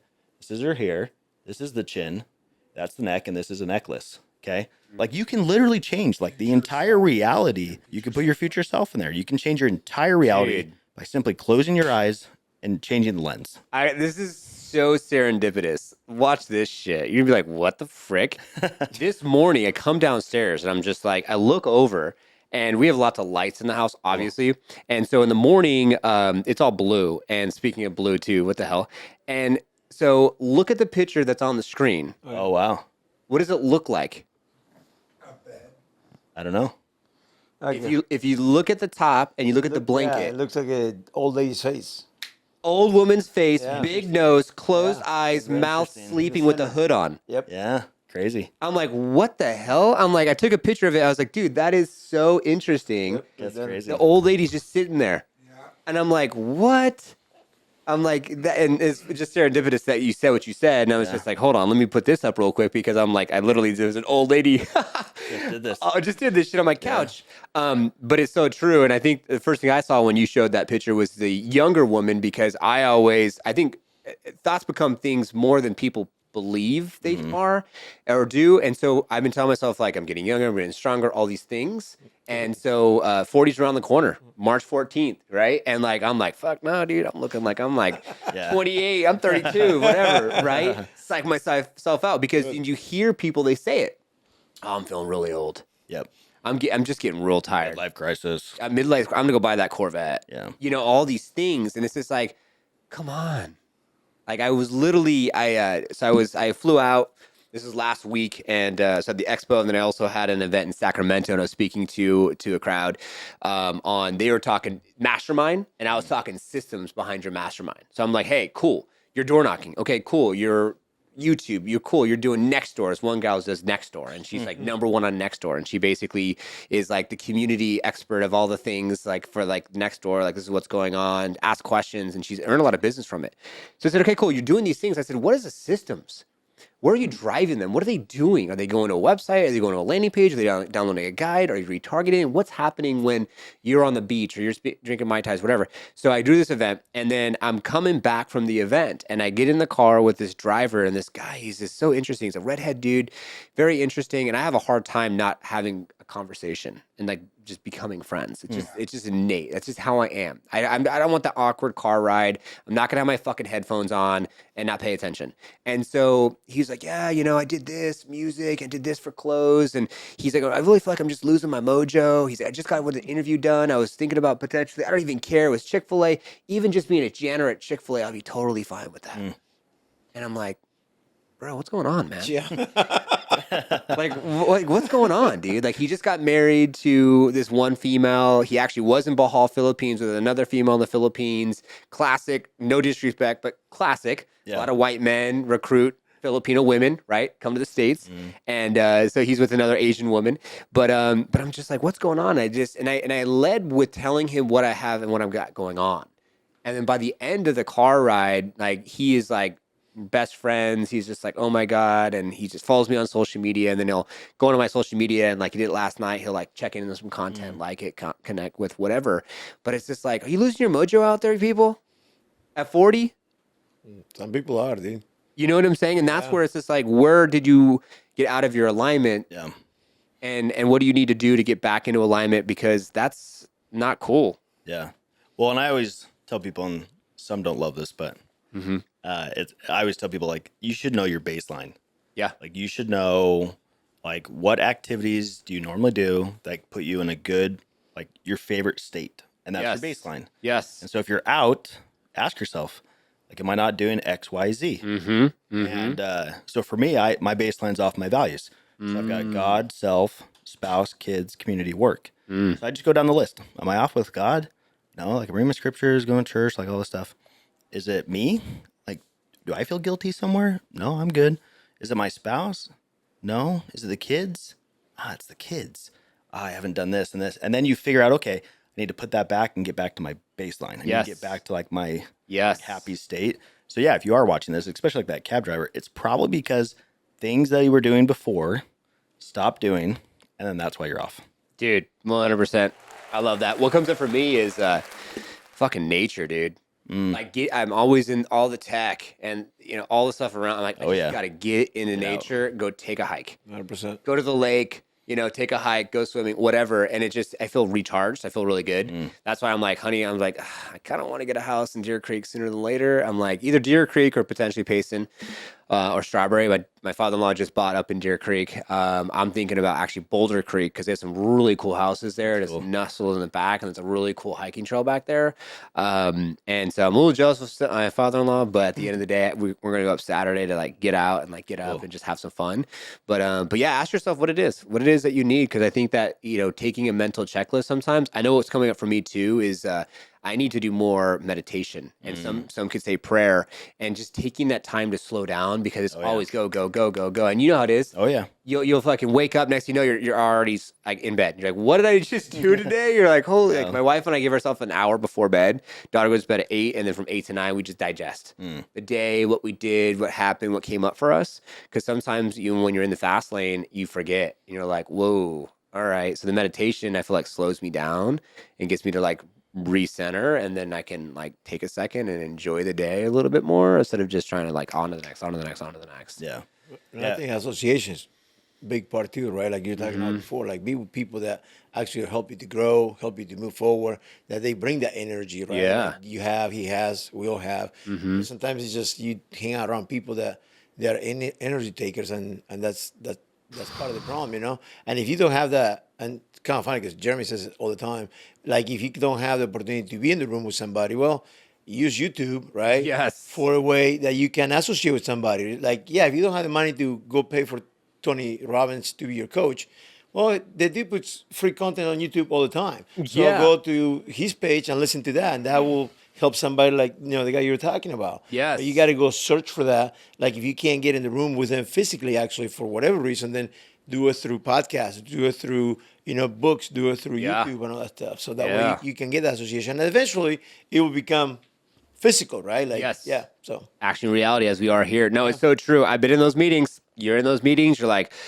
oh my God, I needed like a 15-minute nap. And then other meetings, you're like, let's On go. fire. Yeah. I'm ready. Like, this is amazing. And that's why I like to show up. I like to show up for people. So when they're done being in my presence, I want them to be more fired up, more motivated, more inspired than before, because that's my way of showing up for the world. If I have all this energy, I feel compelled to give it back. Yeah. Best way I could do. Well, and it was cool too because yesterday these guys saw like a full day of events, a full day of knocking, a full day of seminars, what that looks like. Mm-hmm. And to be honest, I think both of you guys were surprised, but after we did the in-person event, we stopped for 45 minutes. We slowed down, we checked out, we like chatted, and everyone's like, hey, are we going? Slow down, guys. Like breathe for a minute, recollect, and then boom, we're going to go hit the next event, right? And that's how I can do it consistently over time at high volume because it's strategic little breaks throughout the experiences that allow me to do that. And so Yeah. even when we went knocking, I have a pre-knocking ritual where I watch a Les Brown video, I get out my stresses, say a prayer, and then boom. And it's like you have to have these moments to deregulate. You have to figure out how do I calm down, get all these stresses off me, and then go. If you're going 24/7, you're Energizer Bunny, you're eventually going to die out. It's the same thing with computers and technology. If you leave it on all day, they're going to get heated and they're going to stop working. Like you got to turn it off. You got to unplug it. You got to then plug it back in. Same thing as humans. Like you can go really fast, but you can also have little tiny breaks throughout. Dude, I absolutely love that. There was actually my wife. She found this doctor, and he's like a neuroscience doctor. And you look at some of the stuff that he talks about and be like, okay, that's stupid. But he has exactly that. He has this exercise of laughing. And you literally, for 15 seconds, fake laugh. And after 15 seconds, your body doesn't know the difference, and you actually really start to laugh. Love that. It lowers your cortisol level. It gets you to then literally get back to baseline, and you feel better. Love that. It's crazy, almost like breath work. Love that. You know, I do breath work every single morning. I do the Wim Hof breathing. I was doing a lot of the cold plunging, and then in the gym there, I have a red light panel, so I'll just do the breath work, red light panel, reset, and there's one for 5 minutes. You take 5 minutes to reset yourself, and you just feel amazing all over again. And it's like just taking ownership for your temple and reminding yourself that this is your temple. And whatever you put in, you get out. And as simple as that, but it's so true. And then that way you could just show it better for yourself and for your wife and for your kids and for your friends, your loved ones, whoever. And it's infectious. Yeah. If you're watching this, so when I hear you talk, one skill I pull out of that, like if I can go get this skill, then I can do that, is deregulating 100%. I love that. There's, again, with the brain psychologist, Lewis Howes. Do you know him? Sounds familiar. Podcast is School of Greatness. Okay. He's been running that for 20 plus years. Wow. He was the last one to interview Kobe Bryant before he passed. Yeah, it's an incredible interview. Wow. Anyways, he had a brain surgeon on. The brain surgeon had done tens of thousands of brain surgeries, had his PhD in brain stuff, whatever it's called, and just smart guy.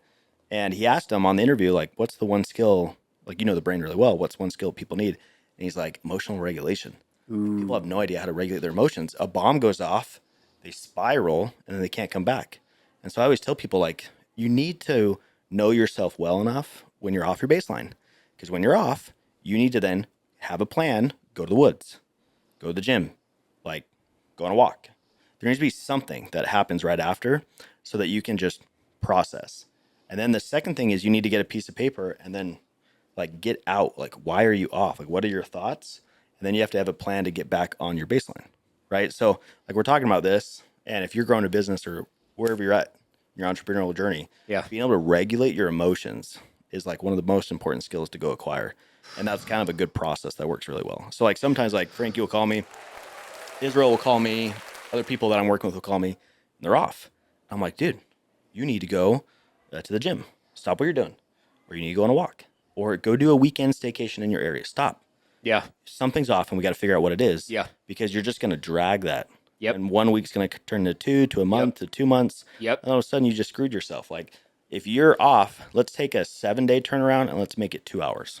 I love that. And I want to put this in practical action with a story. I get emotional when it comes to things I'm very passionate about. And the problem is I'm less effective when I go and I start fucking typing it out to the person. I'm going to message them. You fucking asshole. You know, and the next thing you know, it's like, you're a child. You don't look professional and you just need to slow down. So I did that. I slowed down. I had to do it just yesterday. I slowed down. I took a second and my wife checked me. She's like, "You're getting really emotional, Norm. You slow down." I'm like, "All right, fine." So I slowed down. I wrote out the message, and then I was looking at how I was articulating it, and I took out all the feelings responses because it was going to a professional setting. Then I went to ChatGPT and told ChatGPT specifically how I want to approach this. I was diagnosed with a learning disability. I had tubes in my ears. I was held back in 3rd grade. I was never a good reader or writer. Even today, I'm not a good reader or writer. That's why I do the podcast. That's why I do the talking. I could do the talking. I'm not going to fucking read my daughter a book and I'm like, all right, I'm learning still, right? Which is good. So she sees that dad's trying still, even at 38 or 39. And so then I did that and I slowed down, and then I was more effective by taking that advice and slowing down, taking it firsthand experience. And it was so much more just powerful. You know, and then, you know, it's also nice too when you can slow down and write it down, because then you can literally go back to it and then you can be like, okay, cool. I'm going to use this as a frame of reference as to what I need to do to then articulate and to come back to say whatever I'm going to say. And I think that goes with anything. If you have a podcast or if you're recording content, like watch your content, watch your I was watching one of my podcasts right before our episode, and I had some younger individuals in the show, and sometimes I mirror image or I mirror energy, and I was mirroring some of the energy from a little more of a younger perspective, and from that perspective watching back, I'm like, am I really committed to that? That's not who I really am. Yeah. And it's so easy to be someone you're not because you want to whatever for that person. You want to show that you can relate to them. So then you relate to them with body language, the way you speak or whatever else. And I think knowing your boundaries sometimes and coming at that approach of like not being at their level, but relating. So a couple things that come up for me as far as just self-evaluation. I love that. Also, I was taking notes. There's a great book. If you guys haven't read this, it's The Art of Clear Thinking. He was a stealth fighter pilot. Ooh. He talks about how to think clearly. Okay. When you have a lot of decisions or something hard in your life. And I think it's Hazardly is the author. Anyways, I love the book because he talks about like, that's a skill that's getting lost. Is because when people have hard decisions, they check out on social media or they use like drugs or pornography or something to like return versus like stop and think clearly. Like the ability to think and see things clearly is so important. That's why I always tell people, again, back to emotional regulation, like if you're off, you can't think clearly. You can't think clearly, you can't make the right decision. And all of a sudden you make the wrong decision and you're off in left field. And now it's going to take you forever to get back. And now you're behind pace. Like, so stop and like really analyze the situation at a calm state. And then you can nail the target. We got a true coach in the house here. 100%. This gentleman literally is just like, all right, took the notes, heard what you had to say. Here's the book to read. Yeah. I love it. You're literally showing on the show with our viewers and listeners and us in the room, like this is how you take action.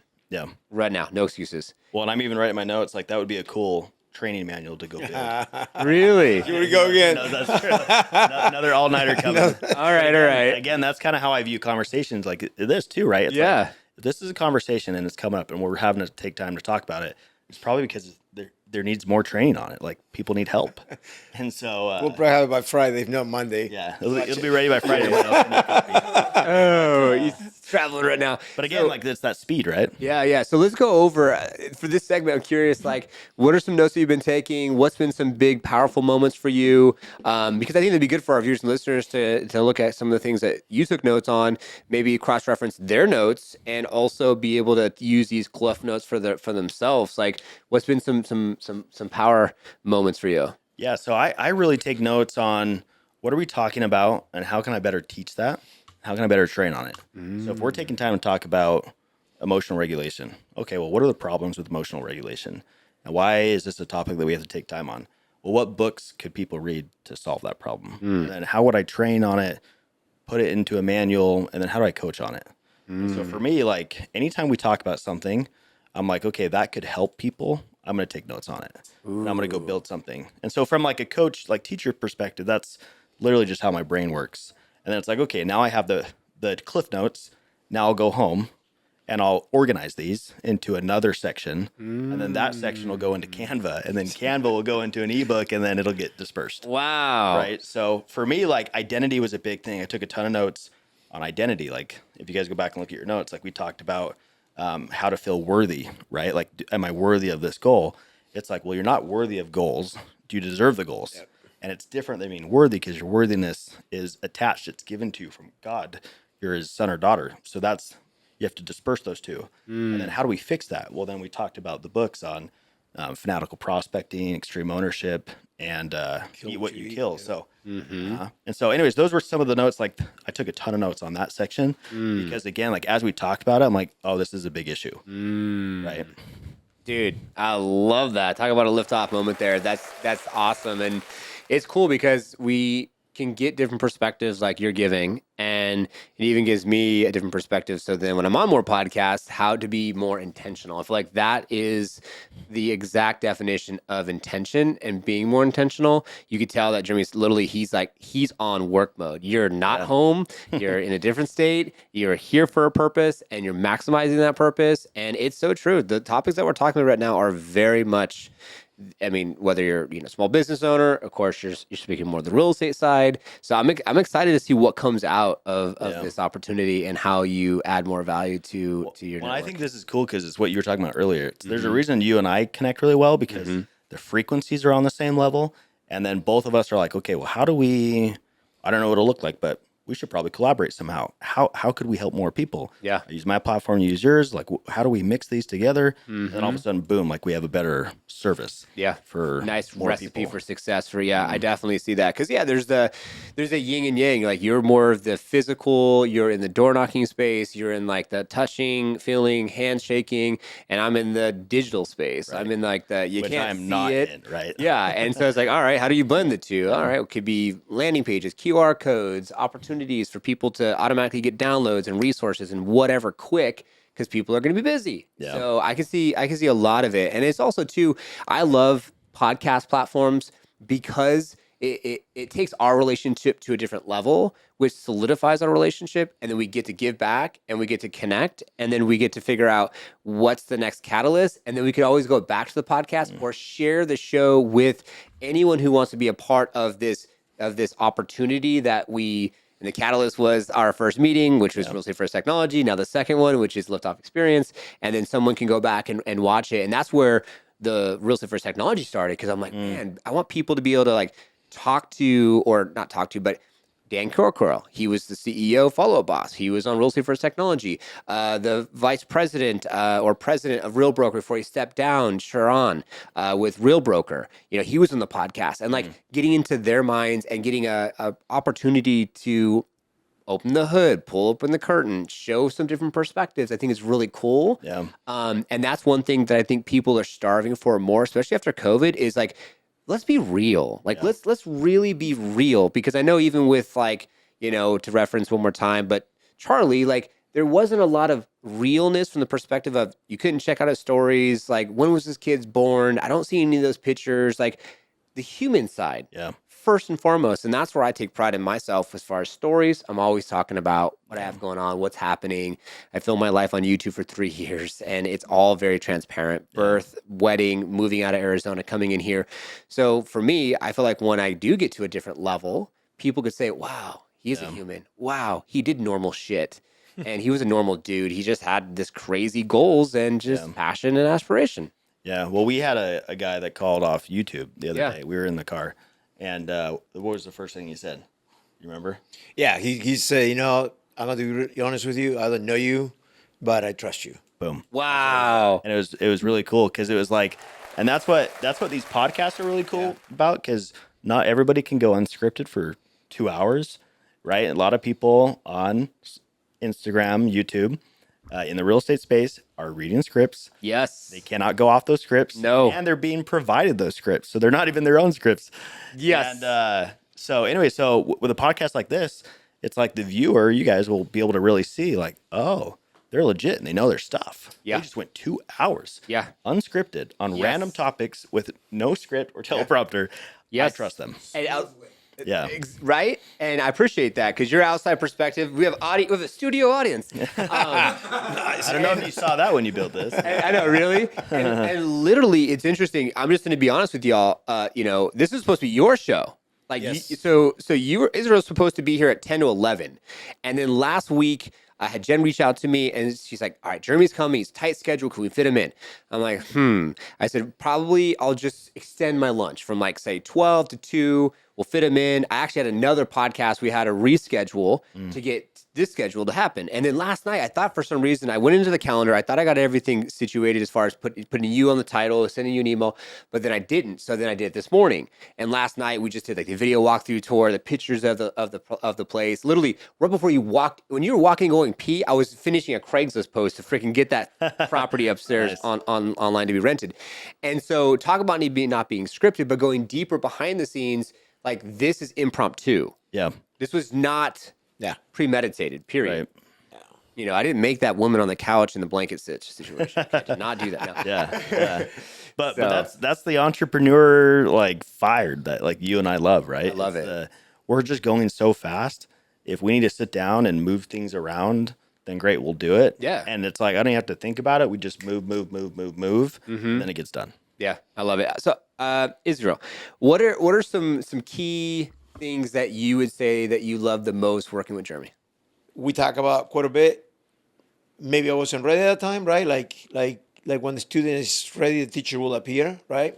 So maybe I wasn't ready at the time, but my takeaway, if somebody's watching, I mean, don't think about it. Like if you like what you see, is what you're going to get. So if you feel the vibe, if you feel the energy that he's providing, that we are providing, if you're in Arizona, you get lucky, you get to work with me. So Israel got you. You got I'm lucky. I don't know. But yeah, I'm very passionate, just like Jeremy is. But yeah, that's number one. And number two is going to be, and I had this conversation with Frankie the other day, like, because of the tone that he sets as a giver, then the whole team needs to be given, right? So even I have guys, agents in our team that I don't benefit from their success, right? Monetarily, is that a word? Yeah. Mm-hmm. Like I don't earn any money from their success, like Frankie being one of them. You know what I mean? Like these guys, like my older brother right here, right? Like Older grandpa. Yeah, I didn't want to say that. But so like he will call me and I will try to help him because I would like to see him success. Because that's what he's doing with me. That's what he's doing with everyone. So I feel like I'm going to be part of the team. And I told him a couple of times, I have some bad habits, so I don't want that to come and change the team. So I think that that's what I like. I like that, not just me, but there are different agents in our team that will do the same thing. We try to help each other. I have 10-year experience in the business. I come from the investing side. So there are things that I can provide to the team that they're looking for. So then I'll try to bring that into it. But because it starts from the top. So if the top is doing it, then we're all going to do it. And if you don't feel comfortable, then you're going to end up probably not doing it, leaving the team and things like that. And then number 3 would be the systems. Like I say, we laugh, but he will build that probably training manual I love that. during the flight home probably tonight. I guarantee you. So, but then we have it. So now it's kind of like I don't have an excuse not to do it. Yeah. Because I have the tools, right? So if I'm Yeah. not being successful, I don't. And that's what I told him the other day. I said I need to go back and I need to study. So I said, as a new guy in the team, coming from as an agent, moving into leadership, or now like moving into helping other agents that they're going to be working personally with me, I need to try to get to his level the fastest I can. You know what I mean? He has 10, 15 years experience, so it's going to take me a minute, but at the same time, it's going to be a lot of hustling because I need to still produce, but at the same time, I need to grow on the other side so we can help more agents to grow with us. So, And how long have you been with Jeremy so far? since April of April? this year, so 6 months. And in 6 months' time, what was the biggest?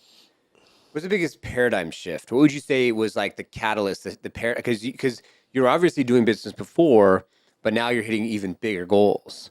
And what was like that one thing that you were like, man, this was, if there was one or a couple, that was just like light bulb moment? I think was that he understood who I was and helped me to channel the energy that I have, to go do. Like sometimes some coaches, they try to put you in their coaching program. He has a coaching program, but modify that coaching program to the way that this is how you will perform the best. Because before he probably said it before, but before you even go into coaching, he'll talk to you about your life and your personal things, right? Like you need to be doing an audit of your. So once you find out, what are the points that you're missing, then we can tackle the rest, right? And then we go into the why you try to do this. But I think that's one thing that helped me quite a bit was to channel the energy. Like any agent knows, you got to go to work, right? And I know that for myself. So it's not like, how do I make money in real estate? Well, you got to go work, dude. So like that's not a question. But now, how do you go about it? You know what I mean? The consistency behind it. Why can you be consistent where you cannot be? So I think that's the number one, that he's really good at reading people and help them channel that energy. Not trying to change you, it's just helping you to channel it and help you. Like there are things you got to change, right? Like I have bad habits maybe, and not having the desire, and or like I felt like I was complacent, that I achieved maybe a level of success that I thought, hey, that was pretty cool, and then I just didn't have the next step. That's what I mentioned before. The people who you are in the room with matter, right? Like you need to be associating with people who are going to listen to you, and you say, hey, you wanted to get right here, so we are not there yet. So you got to keep climbing, dude. Like you can, take a 2-second breathe, but you know what I mean? So like, and I tell people, we talk about in the seminar last time, I think one weekend I put 4 under contract, and Wow. And I texted him and I was like, dude, I got 4 under contract. We were in a competition, I sacrificed a few things. I had a big mountain biking trip planned with a couple of my boys for like last year. Normally we do yearly, and I texted him and said, and it took me like to the last minute to text him that I wasn't going. Oh, wow. I knew it wasn't going to be a big blow for them, right? But I was like, I cannot. And I talked to my wife. I said, dude, I can't go on this trip. I gotta hit my goals, right? So going back into mindset, I didn't have that before. I would have probably said, we'll do it Monday. Yeah. I stay home, and that weekend I put 4 under contract. From I think Thursday or Friday to like Monday. So I texted him. I said, dude, we got 4 under contract, and he's like, great, go get 2 more. I'm like, okay. Let's you know what I mean? go. I was like, okay. I was like, you know what I mean? Like, and I know he was happy for me. Yeah. But it's kind of like he understood that wasn't the goal, right? Like the goal is to win the championship. So like, we use football analogy. Tom Brady was winning. Like, you put 2 on the board, great. Game ain't over yet. Let's go. You know what I mean? Got more Like, to go. we celebrate when we get there. So I think that little bit pushing in the back, and so that's what he kind of is doing it and has done it for me so far. So Wow. Congratulations, man. yeah, thank you. That's huge. And then you can take all those wins and share them with your family. Yep. Go hit up your boys for the mountain biking. Say, hey, I'll flying you all out. Yep. Where are we going? What's going on? We're going to do this, and this. What? Yeah, it's been pretty fruitful on my side.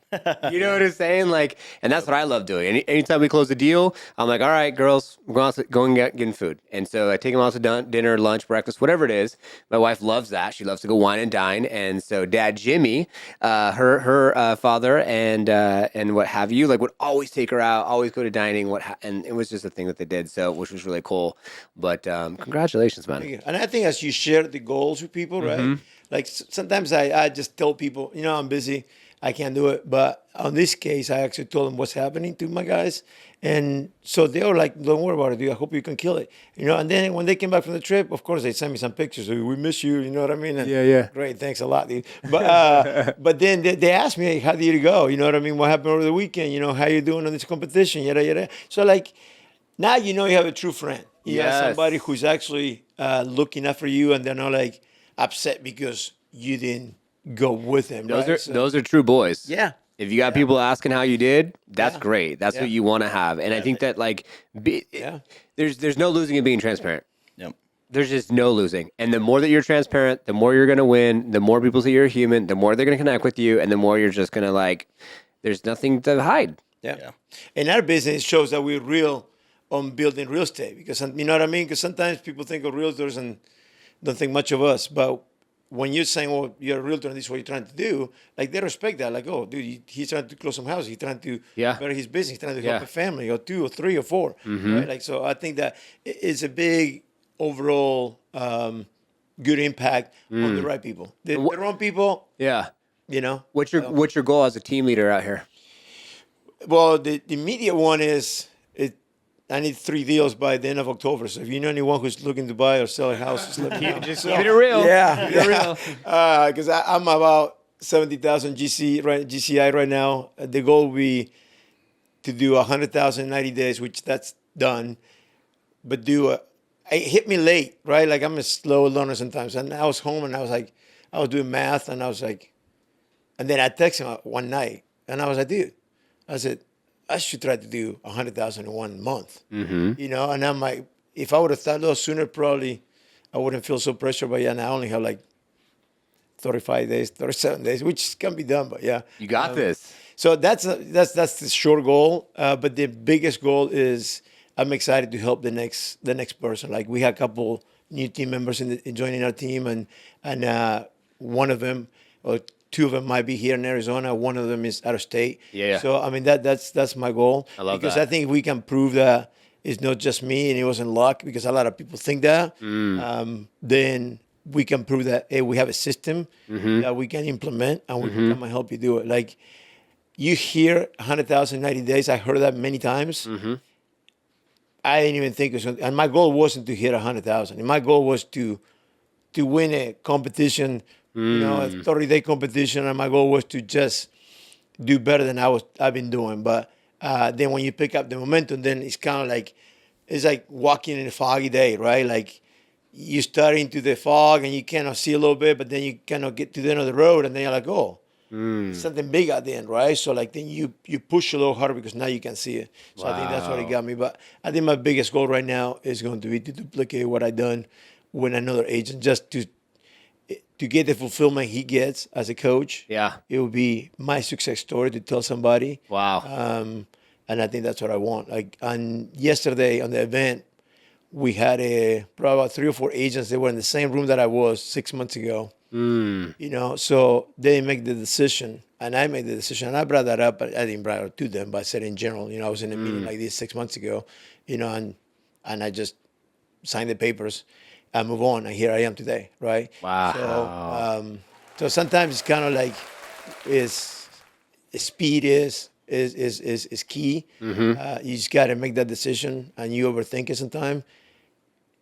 And in real estate, it's not that much to overthink. Like you just look at the brokerage you're in, what they're offering, what we're offering, and all that stuff, right? Like it's a pretty simple decision. Like we go based on feelings sometimes, and he knows all about that.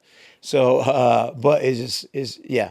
So I'm going in circles. But I'll just add something on there to wrap that up. But that's why it's important to have a coach. Like I always tell Frankie and Israel, like I've got a bigger vision for you. Lean on that.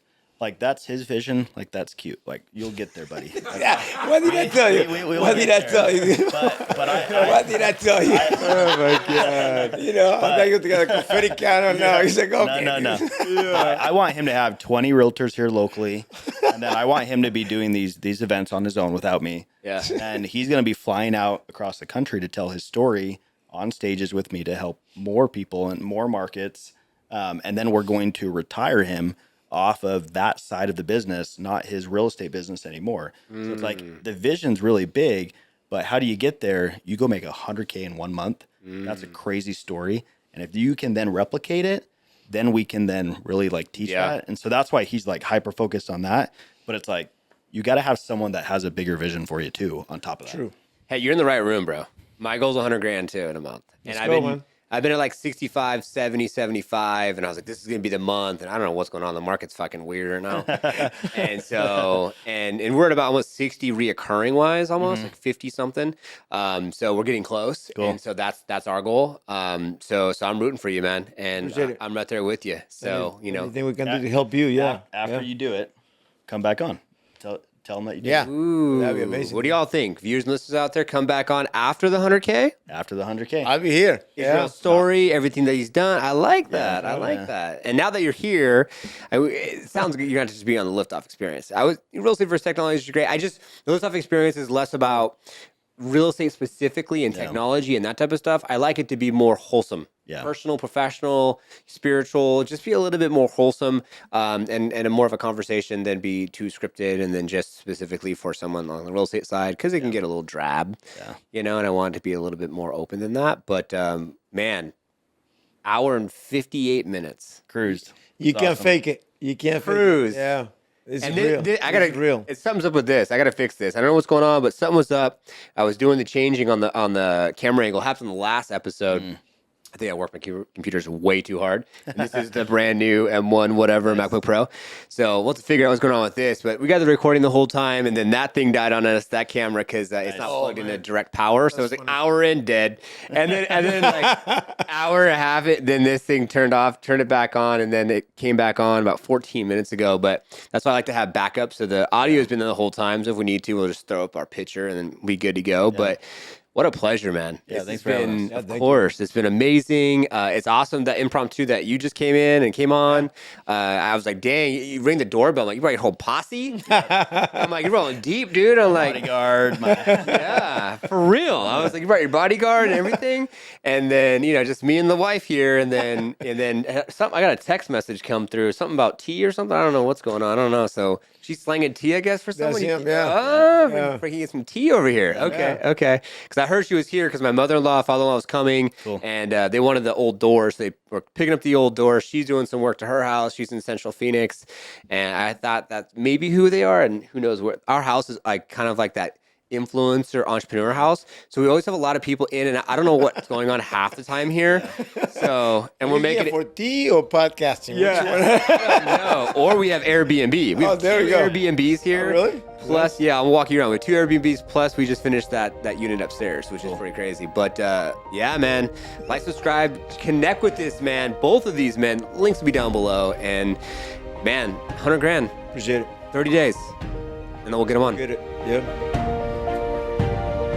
Thank you for watching today's episode of the Liftoff Experience, as it is our intention to be able to help you have more liftoff in your life, personally, professionally, and spiritually. That's why we bring on amazing individuals and amazing episodes to be able to help you do as such. New episodes come out every single Saturday. Make sure to subscribe, hit the notification bell, comment below with one thing that you took away from the episode. And if you have a compelling story that you wish to share and you want to come to Phoenix, Arizona, Gilbert, Arizona specifically, to our recording studio, we'd love to have you on an episode. And a big thank you to Liftoff Agent, who does the thumbnail, writes the copy, does all the content for our show behind the scenes. That's all I do is find guests, point and shoot, and have a good time. So thanks so much to Liftoff Agent team. Thank you so much for staying to the end of the episode. And just do us a favor and like, subscribe, give us your feedback so we can get this out to more individuals. And of course, you can share this with someone else that you think that should see it, because at the end of the day, we all have to help each other and serve each other to have more liftoff. And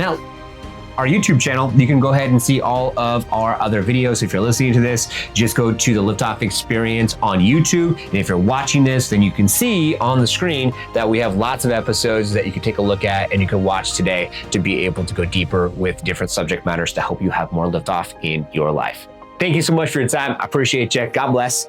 We'll see you all on the next one.